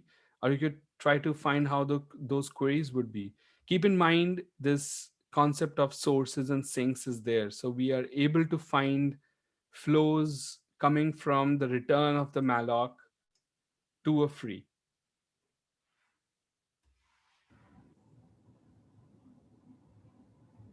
Wasn't Heartbleed uh, uh, something like this? Yeah, I think it was a mix of this. Usually, I'm not exactly sure. I'll check that, but I think it was two or three things which were happening. I guess my question is the could you find Heartbleed with Joern? Like, is there some? Would you be able to construct queries complex enough for that? Yes. We would be able to construct queries complex enough. I would say that it will take you 70% there, because heartbleed is this one specific instance where one specific thing happens. So it will tell you about those, take you 70% there and provide you 70% of automation, and then the rest 30% would be you triaging what you got. Like, it will narrow your scope of analysis. Awesome, thank you. So in this case, it's pretty straightforward. We try to find out all the calls to anything which looks like a alloc, or it could be malloc, like directly a malloc as well. And then we mark those as sources, and then we mark any argument of free as a sink. So traditionally, it should give us a flow where there is one malloc reaching to one free, which means that a malloc is easily paired with one free that has happened, and we are good with it because we are looking at data flows. Okay, but in this case, because there are two frees and we are tracking p, it's going to give us a data flow which contains two frees. And the moment you see this, we definitely know that the return of the malloc tracked as p is now reaching one free, and then again is reaching another free. Okay, and then the moment you see these two frees in data flow, it's like a clear sign to you that, okay, there are more than one frees which are there. You could not use data flow and also just look at, go all the way to the control flow and see if the same data is going in that free, if the same data is going in that free. But this is a simpler approach. Just try to look at data flows and see if the data you are tracking, which is the return of this malloc, the specific malloc you have identified, is having more than one freeze all the way to the end. Okay, so the moment it has, we can say that yeah, there's a double free. So pretty simple. So not too much, but try to use it in some like real use cases and see what comes out of it. Okay, so we'll apply this knowledge to VLC. So we, since we have the VLC graph already there, you can just do workspace and see that yeah, VLC is already there. What we'll do is we'll just open it again and not generate the graph from scratch. Okay, I think I'll just copy this. Oh, uh, okay. So we open this again, and the graph is again open. And what we will do is we can run similar queries now on a graph as well. Okay, VLC is ready. So let's try to do something very similar to what we have done on VLC. So what we do is we define a source here. I'll increase the size a bit. So we try to define a source, which is the same as what we were doing, but we just use addition operator. I'll just tell you that we are, you could use any operator, or you could use all the operators, like is a call to all the operators. But we are using addition because I'm only interested in looking at one condition where the addition happened. And we do the same thing and we mark all of this as source. Okay, so nothing fancy, it's the same thing that we were doing before. Find me all the mallocs in VLC where the first argument is a call to addition operator. So trying to narrow down what a source could be. Okay, and then try to find out if all the locations where you had a malloc like this with an addition operator. So this is a multiplication, but assume that there was an addition here. What's going on? Okay, so assume that there was an addition here. So try to find out if this X is being used inside a mem copy. Okay, and for that, you would create a query something like this. Okay, so where cpg.call.memcopy, it gives you all the memcopy calls. So all the memcopy calls where the call to the first argument is reachable by this source, which is basically all those mallocs where the first argument is a call to addition operator. And then run all of them and list out all those locations. It's expensive, it's going to take time. Why it's going to take time? Because it's going through all the mem copies, going through all the mallocs, and then trying to link this condition to them. Okay, and the condition is that the argument of the mem copy should be coming from a malloc call where the first argument is an addition operator. Makes sense, or is it confusing? So I'll try to explain something like this. So imagine you had something like this where you were using mem copy, and then the first argument of the mem copy was like this X, and the second argument was, is it source or destination, or is it destination or source, some something like this. And so in this case, a bad malloc is reaching a mem copy. That's what's happening, and we are trying to find these locations right now with this query, and it's running on the graph. Don't think it's stuck. It's just going through your whole graph. What's the difference between like the syntax and capabilities of where and filter? Where and filter. Okay, yeah. So where is gonna work on traversals, and filter is going to work on conditions. So for example, if a condition is like this contains this and it should return boolean true or false, it Mhm. will work like that. And I think where requires traversal. So let me confirm this properly. We in fact have this noted down in the docs as well. Docs.joern, like when to use where, when to use filter. Just joern.io. where filter steps. Okay, yeah, returns true. So yeah, so it's for boolean, and for where is where the traversal proceed with non-empty returns. Hmm. Mhm. So which means like this is a traversal because it's going through this call and then taking that call which is underscore, finding out the arguments of the call, so it's still traversing that call, so it's going through the graph until the traversal is returning true. So this Hmm. is when you will use where, and filter is when you will just have a boolean true or false for a condition being met, like if the argument is equal to something. Right. I mean, I imagine in most cases you can write the same query with both, right? Just with slightly different syntax anyway. Yeah, the syntax would change in that case, but sometimes you have to use where because you want to continue the traversal. Hmm. Hmm. Right. Okay, so it ran for some time and it found all the locations, all the mem copy locations inside VLC. And the first argument of all these mem copy locations is okay, so it's source actually.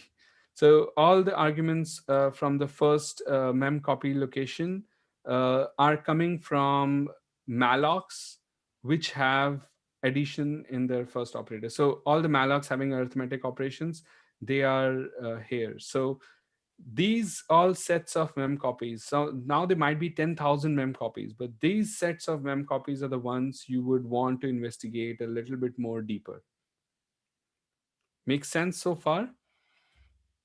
You could, to go a little bit more deep, you could actually define sources and sinks to exactly what I said, like find mark all the sources as those mallocs which have first argument as addition operators, mark a sink where uh, all the arguments of all the mem copies, and then find data flows. So it's going to be a lot of data flows for each of these points. There will be a data flow, and then you'll have to go through them, but you have something to go through them. It narrows the scope. You can narrow the scope a little bit more further as well for each one of them. So yeah, someone asks, can you get source from so that it's easier to see where you need to investigate? Of course. So how this will change is you have .code.l. Instead of that, you could do .location dot file name .l and stuff like that. But let's not go there. We'll make this more easier for you so that you don't have to type this again and again. You don't have to type this kind of thing again. And let's move to the next module, which is scripting. So what we will do is the knowledge that we have gained in this big query that we were writing so far, like this define a source and then define a sink again, we're gonna not repeat ourselves and create nice functions for this. So the first function is like a function. Now you think that you're able to find this properly, so you will create a function for yourself where you say, okay, let me define a source which is a call to malloc, and this let's define let's run this query where we have a call to these arguments where the malloc is there, and then we name all of this as buffer overflows, and buffer overflow takes in the cpg, so the cpg that you already have, and then we do this, we have a function like this. So now all you'll have to do it is to do buffer overflows, and then you do cpg, and then you press enter and it's going to run. But do note that this does not contain .code.l, so you would need to do something like .code.l, and it runs, and again the whole thing is going to run, and it will generate the same thing that it gave you here because it's running the same exact code base. So I'm not going to run this again, but you can try this out. You don't repeat yourself. You have some functions, and you can do control C to stop a traversal anytime. So what we do with this information that we have now, that we can create nice functions for us and then not repeat them, is to create these functions. Okay, so let's test it on VLC. Okay, fine. It's asking us to test it on VLC, but I will test it with something more interesting where I actually run that and I filter it for a given text. and what you will see is a location which looks something like this. Okay, so what you'll see is a method called as parse text, and that's what our, this tool, that simple nice function that we had created, is going to return when we actually have just filtered it with a method which has parse text. So it's going to return a lot of these buffer overflow locations, but we only are concerned with one, which is parse text. And what we see here is this condition happening in real life in VLC. Okay, and we dump this method so we can quickly see it as well. So this is happening in real life in VLC, where we have a malloc where this is an arithmetic operation happening on it, and this PSZ subtitle is being used as the first argument of memcopy. Okay, so a nice condition. So if the value of p block I buffer is ever max UN64, we will have an overflow because we are overflowing by one there. So we looked at it, we checked who was calling this, how this p block I buffer was being populated. We went through the code and we found out that this was okay. It was not a buffer overflow. But then, like a few weeks back, like 2 weeks back, we found an exact same condition where it was actually causing a buffer overflow, and then we reported it. And this query can just run, and you'll find these many locations where this condition will be met, and your scope is narrow now. You can hunt through all of them, and I'm pretty sure you are also going to find bugs. Not that I know of any. I do not know of any bugs as of now, but if you run this, you are going to find something for sure, because How they're just, pardon. how are you guys testing this? Are you guys then compiling it into a binary and doing full on POCs? Yes, we have done. So once we found these locations, these are pretty much straightforward. You cannot refute the process where you have a flow, it's proven, and the value of this, when we find it, like just by quickly manually auditing, is, or by just queries, because you can create queries, data flow queries, saying that find me all the places where the p block I buffer value is being set and give me a list of all of them. So once you see all of them, it's pretty much sure that there is a buffer overflow there. And what we then do further is to actually create a small POC. So I will actually show this to you, what we did. Thank you. So if you go on Joern.io, and it's not, this is the correct website. If you go on Joern.io, we wrote this in the blog where we found this is the exact query that you are seeing. It's very similar in nature. There is just one more check which is happening. Okay. And we ran this whole query automatically. We found many locations, and it just generates a result like this. We even have a pretty printer which tells you, okay, look at this location, you look at this location, there might be a dangerous copy operation happening here in this line. And we actually went, and then we created a small POC, and I think the POC is here. You can trigger the POC like this, and then it actually causes a buffer overflow. And we reported it to them, they fixed it. So the next version of VLC, which got released a few days back, does not have this bug. So these are real life conditions, and it's not just us who is doing this. So Forescout released this name rec thing, name rec, where they used Joern. So they used Joern and created this nice big script which runs, and it automatically runs, and it gave them 9 bugs out of the box. They didn't have to create POCs for them because it's a straightforward check for those bugs. And I think they then followed up and actually created the POCs and found it. But what I'm trying to explain is that you could actually create these complex queries if you know the system enough. And what we're doing right now in the workshop is enough to get started. And then you could go all the way down, go to the graph, find out these exact queries, match them properly, and then run them once on large code bases, and boom, boom, boom, boom, you start getting, some results. Maybe they got like 60, 70, and then they triaged them and found out that 9 were true out of them. But still, on large code bases, it's kind of like a very exciting thing to do.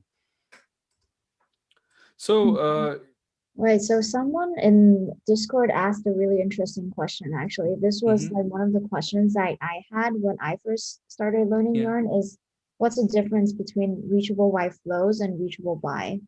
So reachable by flows is just going to print you this nice thing. This allows you to, it returns you the flows which you can print. So if you do L, it's gonna show you the flow object. And if you do dot p, it prints that out in this nice, this graph thing that you had seen. Not a graph, but what was that thing, the table thing that you were seeing before. Yeah, something like this. So it gives you the flow object, which you can use to find out how the flow was actually happening. So this nice table, and you can print that flow. Reachable by just tells you whether this is true or false, just returns that it is reachable by or not.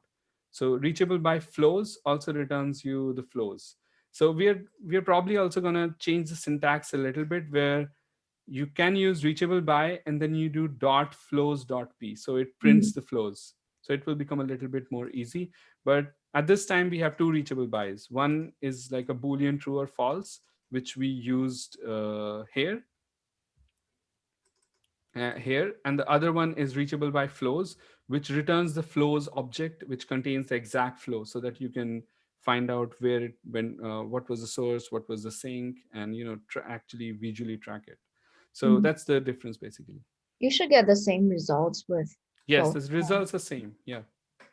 But actually, a while back, I ran into this issue where if you Hmm. dedupe the results of reachable by and reachable by flow, you get different results because they're deduping by different criteria. Ah, okay, okay. Yeah. Very, very interesting observation. So what Vicky just mentioned is that, so what happens is that the moment that we had generated flows like this, there might be in large code bases, there might be multiple ways in which you could reach the flows. Okay. So this was straightforward. It's a simple file. We know that, the flow is straightforward. But what if there are multiple branches and multiple ways, if else statements inside, where you're reaching a specific sink from a source? So what we do inside is a mechanism to deduplicate these flows, which are very similar in nature. So we just remove them, because if there are three conditions and they're all in like one if, so it's very straightforward, you are definitely reaching the sink. So we would like to remove all of those three. So the deduplication logic is probably different for both of them. I will figure this out and explain that to you. The syntax for deduplication is dot dedupe by the DEDUP. It's very, very useful. Okay, yeah, so you can do like dot dedup, I think. Yeah, Yeah. dedup by, yeah, and then you deduplicate multiple flows based on a criteria, like the source is different or the sink is different. Actually, this is something basic Scala. So if you have a list which is returning many things, you could actually dedup by this. For example, if you have three mains being returned by some other thing, and you only want to find out whether a main is being used here or not, you could just do dedup, and then you deduplicate the duplicants in the list. What's the dedupe by operate that you can do? I don't even know. Let me Okay. see. I've actually The never used that before. Yeah, I've also Potentially never it's used by before. criteria, like by name, by something else. Oh yeah, actually it's nice. So let's find out. Okay, it's an interesting thing. So let me try to list all those weird methods. We had this parse thing, yeah. So I'll do this parse public star dot name dot l. So it should list me some methods which have parse public. Oh, what happened? Oh, The regex is incorrect. regex is incorrect. Okay.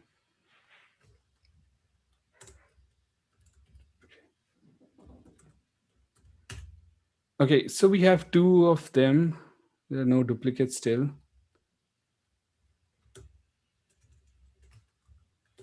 Main. Oh yeah, nice. Okay, we have many weird mains, and there are these mains. Maybe they are all in different files. Okay, now it's nice. So what we could do is we have all the weird mains which are there. Okay, name.l. So it's just gonna list me all the names. Okay, but now they may be in different locations. So let me look at their location. Location dot file.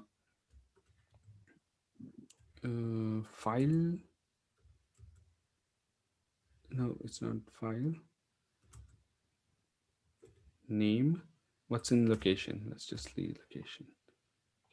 There are all these new locations which have a method with a file name and a full name. Okay, so uh, we can probably file name. Okay, file name dot l. So this lists me all the methods in different file names. So maybe what I can do is I can do the derp by underscore dot file name. Maybe I don't know. Let me try that out. Okay, still different methods. So, which means that now we do not have any duplicates for the same file name. Maybe let's look at the size. This is 59. And if we didn't have this, maybe it's 59, which means that there were no duplicates. Okay, there are no duplicates in this. But if there were duplicates in that list, it would basically just tell me that. So if you dedupe by name instead of file name, all the names are the same, you would get only one result in theory. Yeah, obviously, because we just want to dedupe by its own name. Yeah. Yep. Oh, Okay. So it removes the duplicates from the list basically. And you can buy with dedupe by, you can set some criteria. Okay, so let's move on. Yeah, so where were we? Yes, we were creating these nice DRY functions. What you could now do is go one level above, where you take that function and you put that function inside a file. So we are not going to run this here, but we are going to save this inside a script. And I think I have already provided that script here. So you can look at mytools.sc. So you can create your own tools like this, 1 2 3 4, where you create these nice scripts and they are all ready with you. And then once they are there, you could run these scripts directly. So you could do something like import file. So import file, and then I think I have this my tools already in this directory itself, so it should import, and it imports my script, so it's like my nice tool.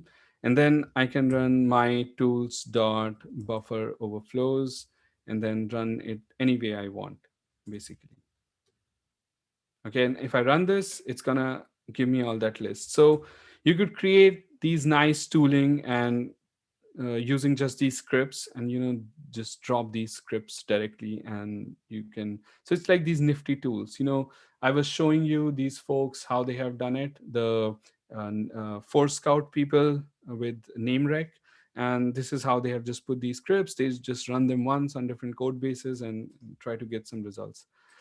um, the next, you could also go one level above and create your scripts with this main annotation. Okay, and what this does is I think it's called as buffer overflows. Yeah. So what this does is it creates a function which will be executed if you try to use Joern dash dash script. I think Jay was already talking about that in the Discord channel. Yeah, Joern dash dash script, and you can give a path to the script, and the script would run. So in this case, what we have is that we have an execute, method. You can name it anything; it need not be, but it's annotated as main, one main. Okay, and then it takes a argument as a graph with a string. Okay, and that's what we have.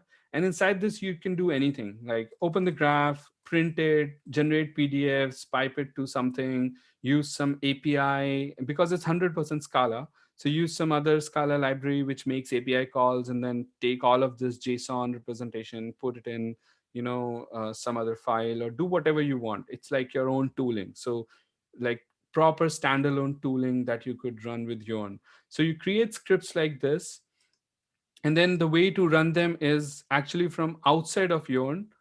You could just simply do it, something like this. And what's going to happen is it takes the script, you give the location of the script, and you will specify what parameters. So you'll say, uh, use the graph param and give it this string value. So now what it's going to do is it takes this VLC string value, it runs open graph. So it's assuming that the graph is already there.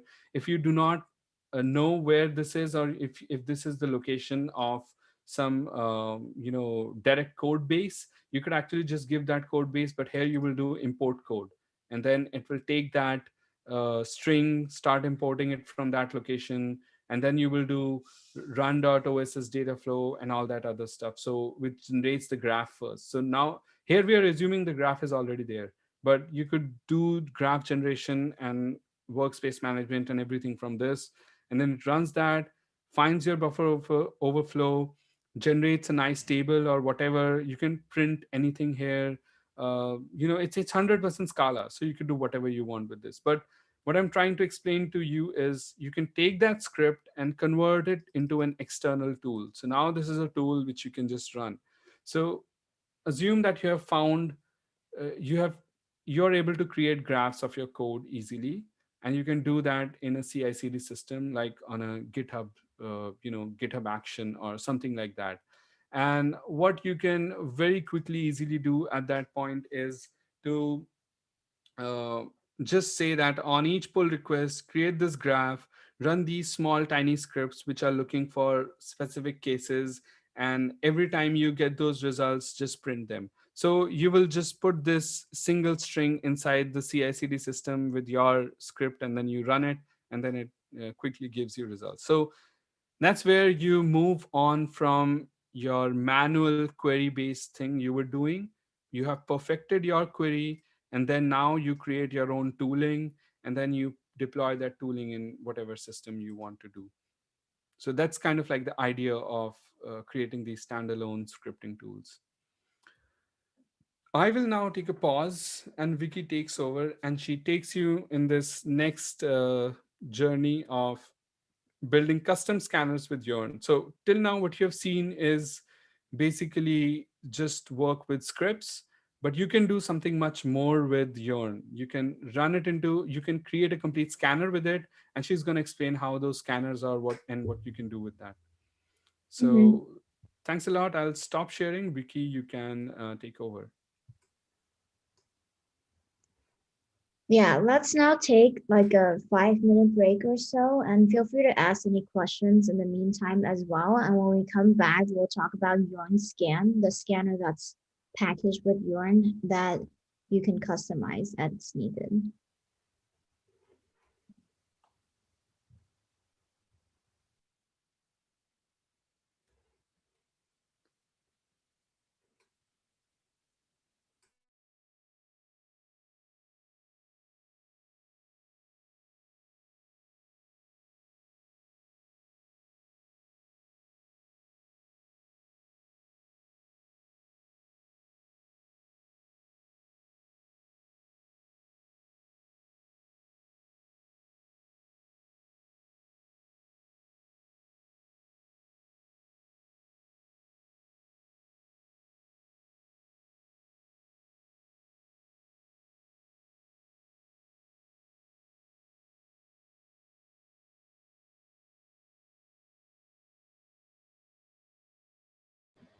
Can y'all see my screen right now? Yes, we can. Okay, cool. So does anyone have any questions so far?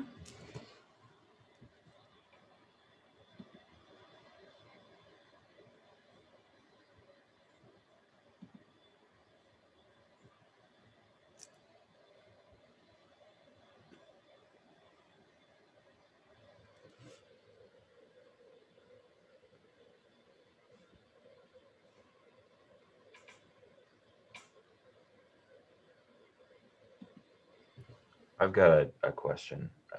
This may be incoherent because I've never really done this kind of source code analysis before in an automated way. But do questions of like soundness emerge in the same ways that they emerge in, say, like using Z3 or other like binary uh, analysis, where you're doing it, not this, static binary analysis. So can you elaborate a little bit, like what do you mean by soundness? Yeah, probably not. I mean, soundness in the sense of like false positives versus false Okay. negatives, and Yeah, and yeah. over, yeah. Yeah. So there are questions like this. I mean, I would not say questions, but concerns. So situations where you are always worried, have I covered everything?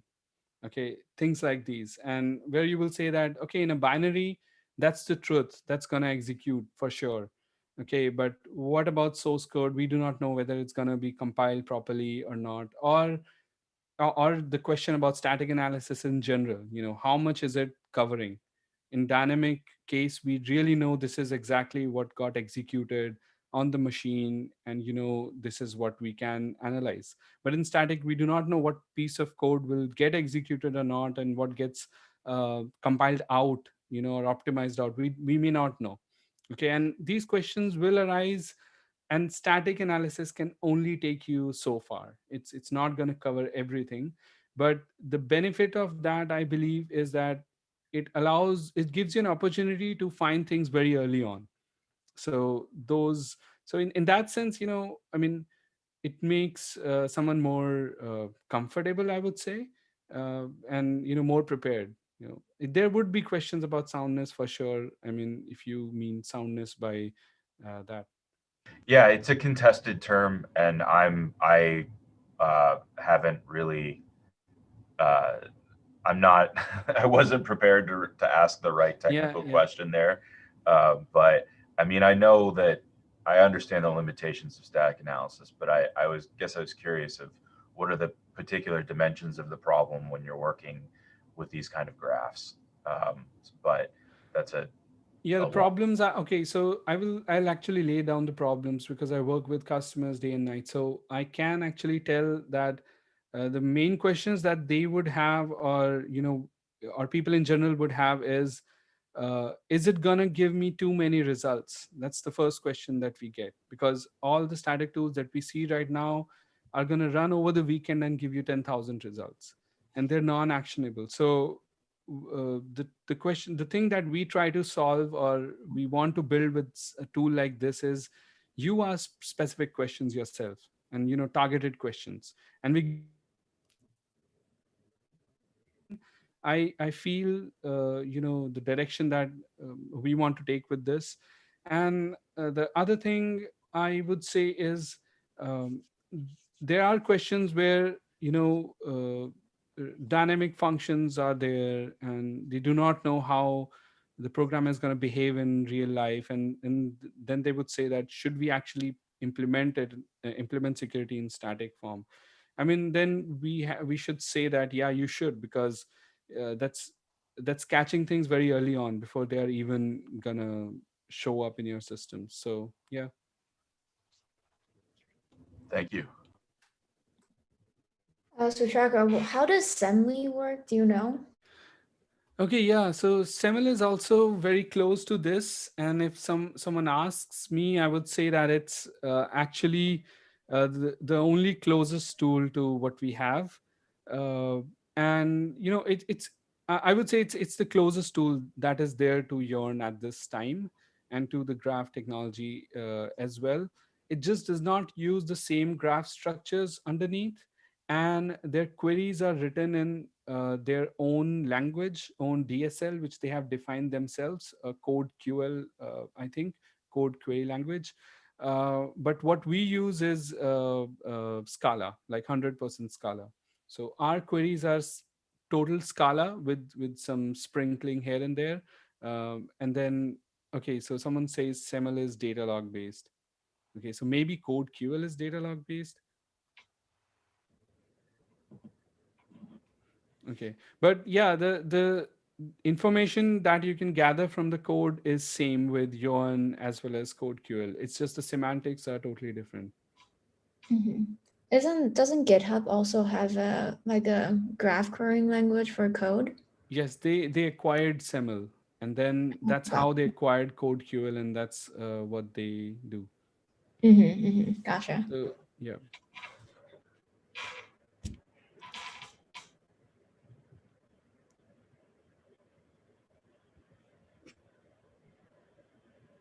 I have a few questions here if we were not starting just now. You sure, go ahead. Um, what would be the best way to integrate Joern with like complex frameworks? I'm thinking, say WordPress in PHP, where we can have actions and hooks everywhere in the code, which are called with like custom strings, depending on if the string is exactly something. Would like creating our own modified CPG to add this be the solution, or a lot of custom methods to figure out what the paths are? Yeah, so what you can do is, so CPG is very, very flexible. Okay. So if you have been able to generate the graph and you have some methods, and if you have them, you could actually start tagging and annotating those methods. You could even link them to different other methods on the fly itself. So you could create some scripts which run with all these two, three graphs together, and then they stitch them together. So this is something which you could do, but it's all custom work.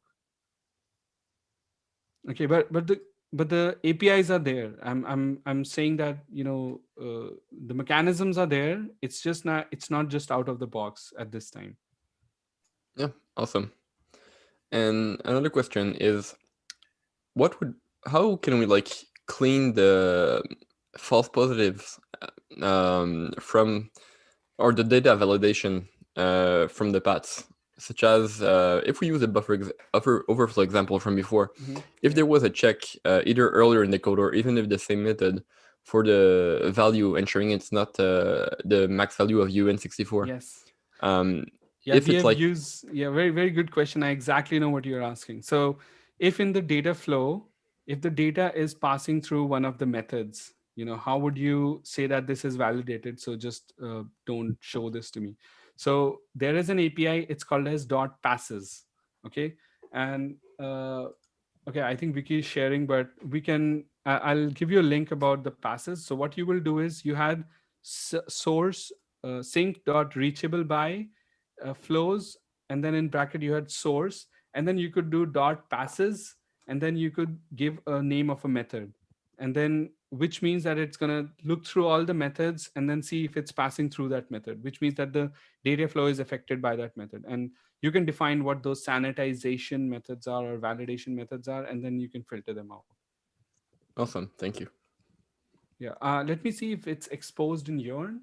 It should be. It should be in the docs. I will quickly see and just write back on the channel.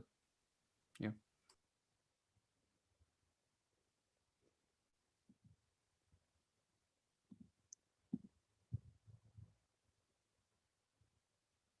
Okay, are we okay to get started with the next module now? Mm-mm. Okay, let's get started. So, Suchakra, are you gonna share anything for the open source thing? No, nothing. You can go ahead. Okay, sure. So let's now talk about how you can basically use Yarn to build a custom scanner. Yarn comes packaged with Yarn Scan, which is basically a code scanner that's built on top of Yarn. It's basically a package tool that comes with quite a few pre-written queries that you can just use to scan any file that you have. So the syntax for that, for Yarn Scan, is Yarn Scan, and then the path to the file that you want to scan. Let's just do the THCP thing that we did earlier.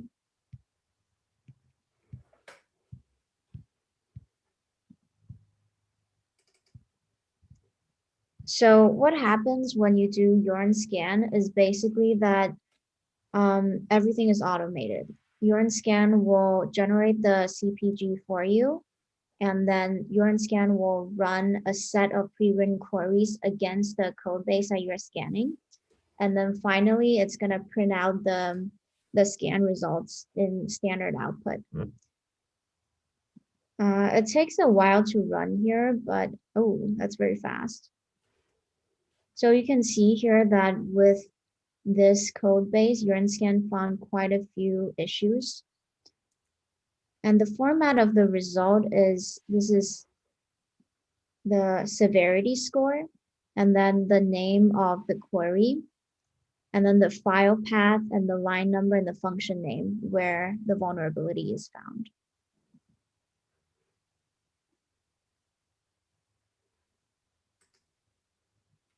Oh, sorry, my computer seems to be hanging right now. Let's see what It's okay. happens. We can see you. You can see it? Yeah, yeah. Okay. I'm actually not able to do anything on my computer right now. Let's see.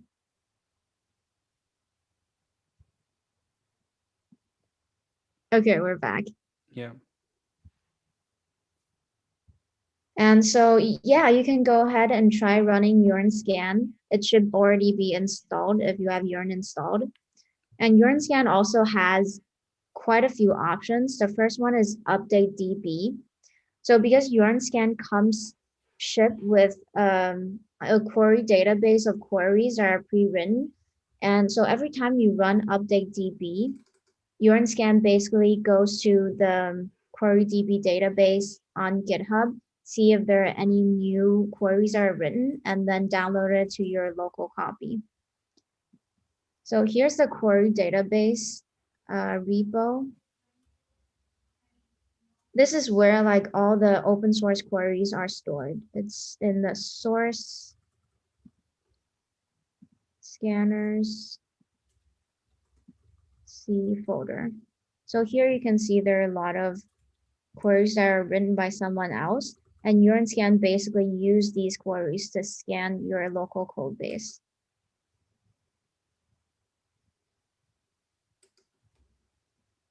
Let's see. So another Joern scan option is overwrite, which basically overwrites the existing project CPG.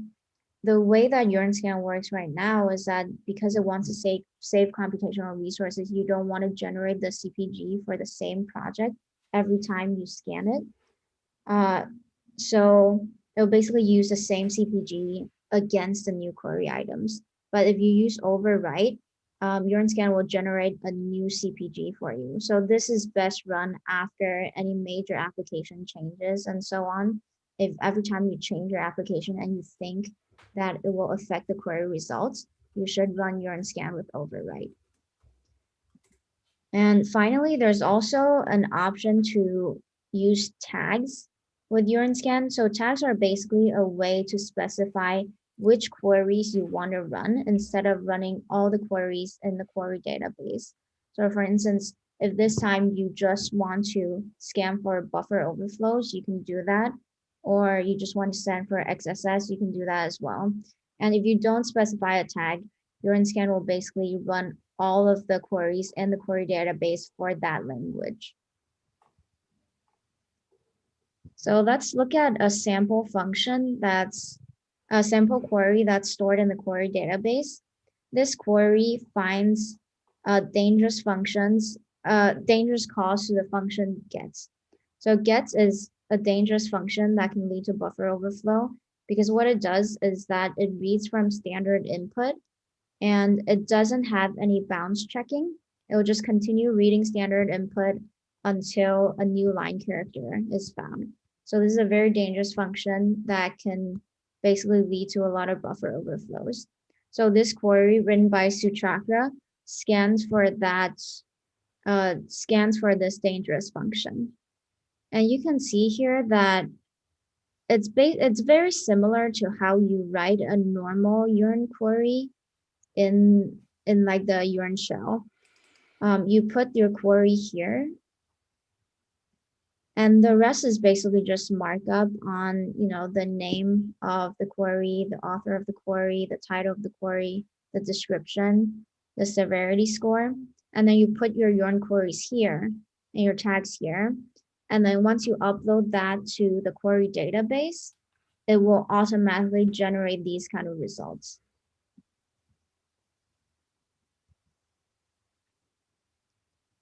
Yeah, so as I said, Joern scan ships with a default set of queries, and it's called the Joern query database. It's stored in this GitHub repo, and you're welcome to submit pull requests to it.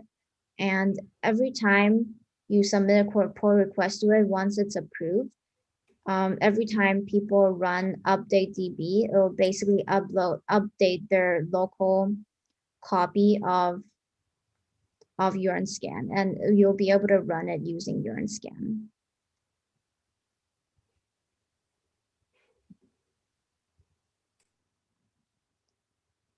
And to add your own queries, basically, as I said in this slide, you need to clone a local copy of the query database, and then you need to add your queries to /io/urine/scanners. And in there are two folders, each storing the C queries and the Java queries. And you can basically just add your queries directly there and then upload it to the GitHub repo.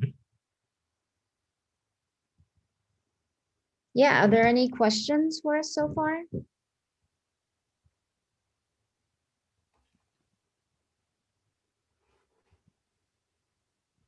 So at the same time, I gave a link about the queries.yourn.io, and those contain like the browsable queries that you can go through, on your system, and you can look through how those are going to look when you have submitted all of them. So when you try to add the queries, Wiki is this like are you gonna so we don't need to install new yarn, or uh, can we work with the yarn that is already installed? There was Right, that I think confusion I had before. at this point in time, you'd have to install the QueryDB repo in this slide. Yeah. Because that repo actually comes with all of the source code of the queries. So it's Hmm. easier to just clone these repo and then update the queries there and then reinstall the query database from there Yeah, yeah. instead of So the urine scan that comes shipped with yeah. urine. Okay, I get it. So this is like development. You're developing new queries, so you would use the query database repo, develop all of them, the queries and all that stuff, and then send a PR. So this yarn scan that you're gonna get in this step, I think in module 5, that the slide that you are seeing is basically gonna be like a locally installed yarn just to test out the new queries that you have. Yeah. Right. I think I was Yeah. being very unclear earlier.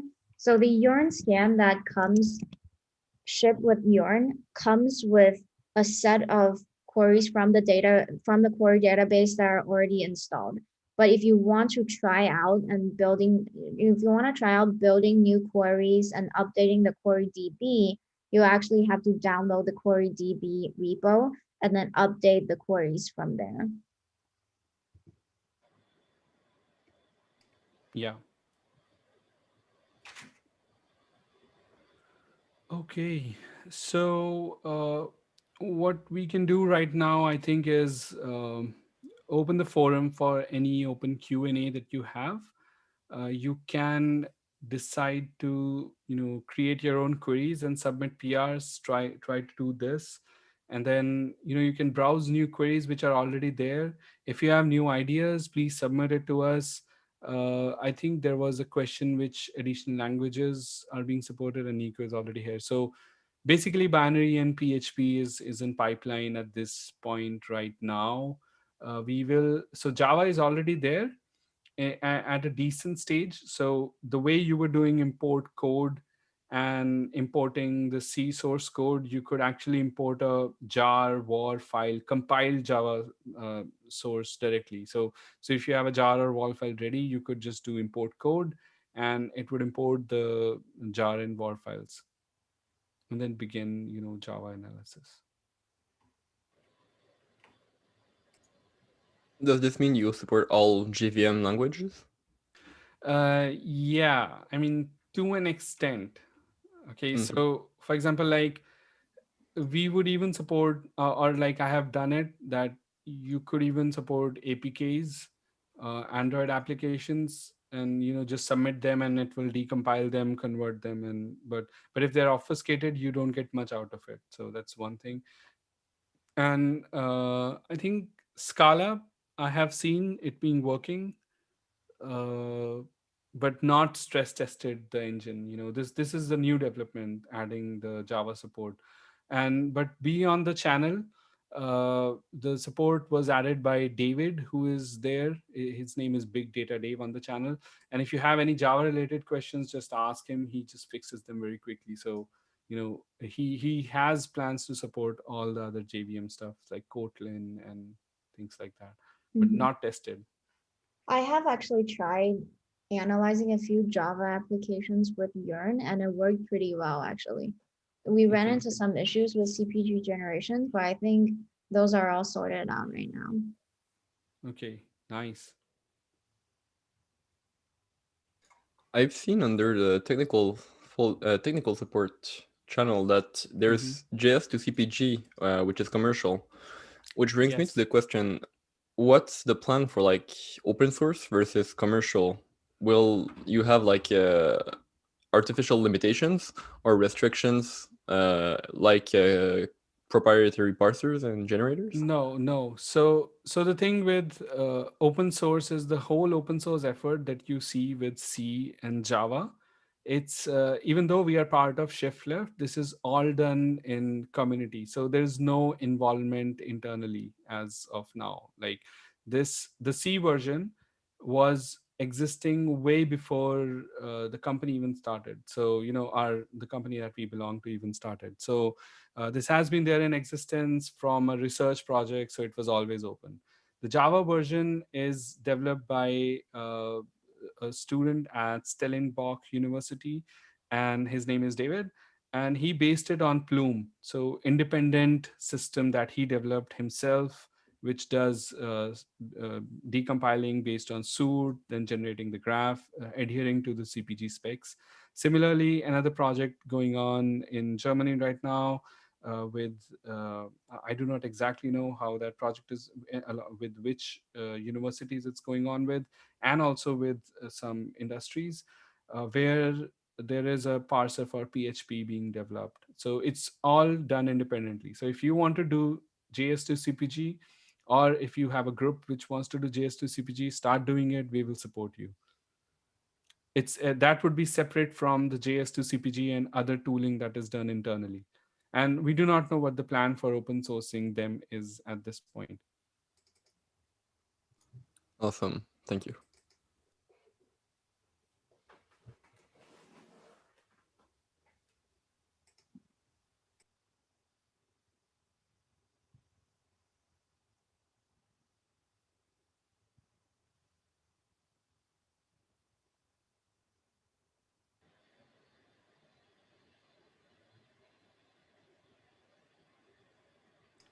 Okay, so we'll keep the forum open, I think, for 10 minutes. And or maybe we can close the session right now. What would you suggest, Vickie? Maybe we can close it, and then the channel is always open. If you're analyzing anything right now, just stick around and then showcase what you have done. If you want to try out some Java projects, please find bugs, file those bugs. And again, just to remind everyone, this is a community effort, so uh, you know things will come out when they come out. We do not have any timeline or any plan or anything, so it's no, there's no commercial timeline associated with this thing. So it's just community. If you have a nice project, you're working in a lab, you find something super cool, just come to us, build something, we'll help you. Yeah, I'm just wondering if anyone wrote any interesting queries during the duration of the workshop that you want to share.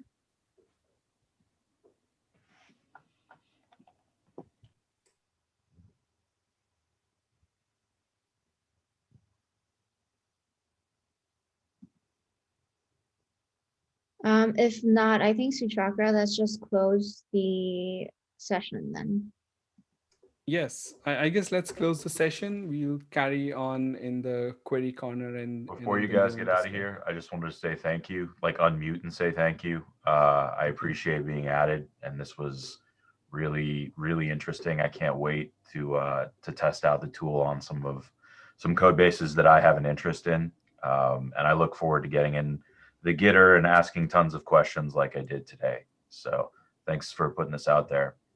Okay, it's not Gitter, it's Discord. So the Gitter channel has been discontinued. Gotcha. Sorry. Thank you. Okay, thanks, Daniel. It's very nice to hear these words. Yeah, thank you. And feel free to ask any questions you have in the Joern.io Discord if as it comes up. We're always hanging out there.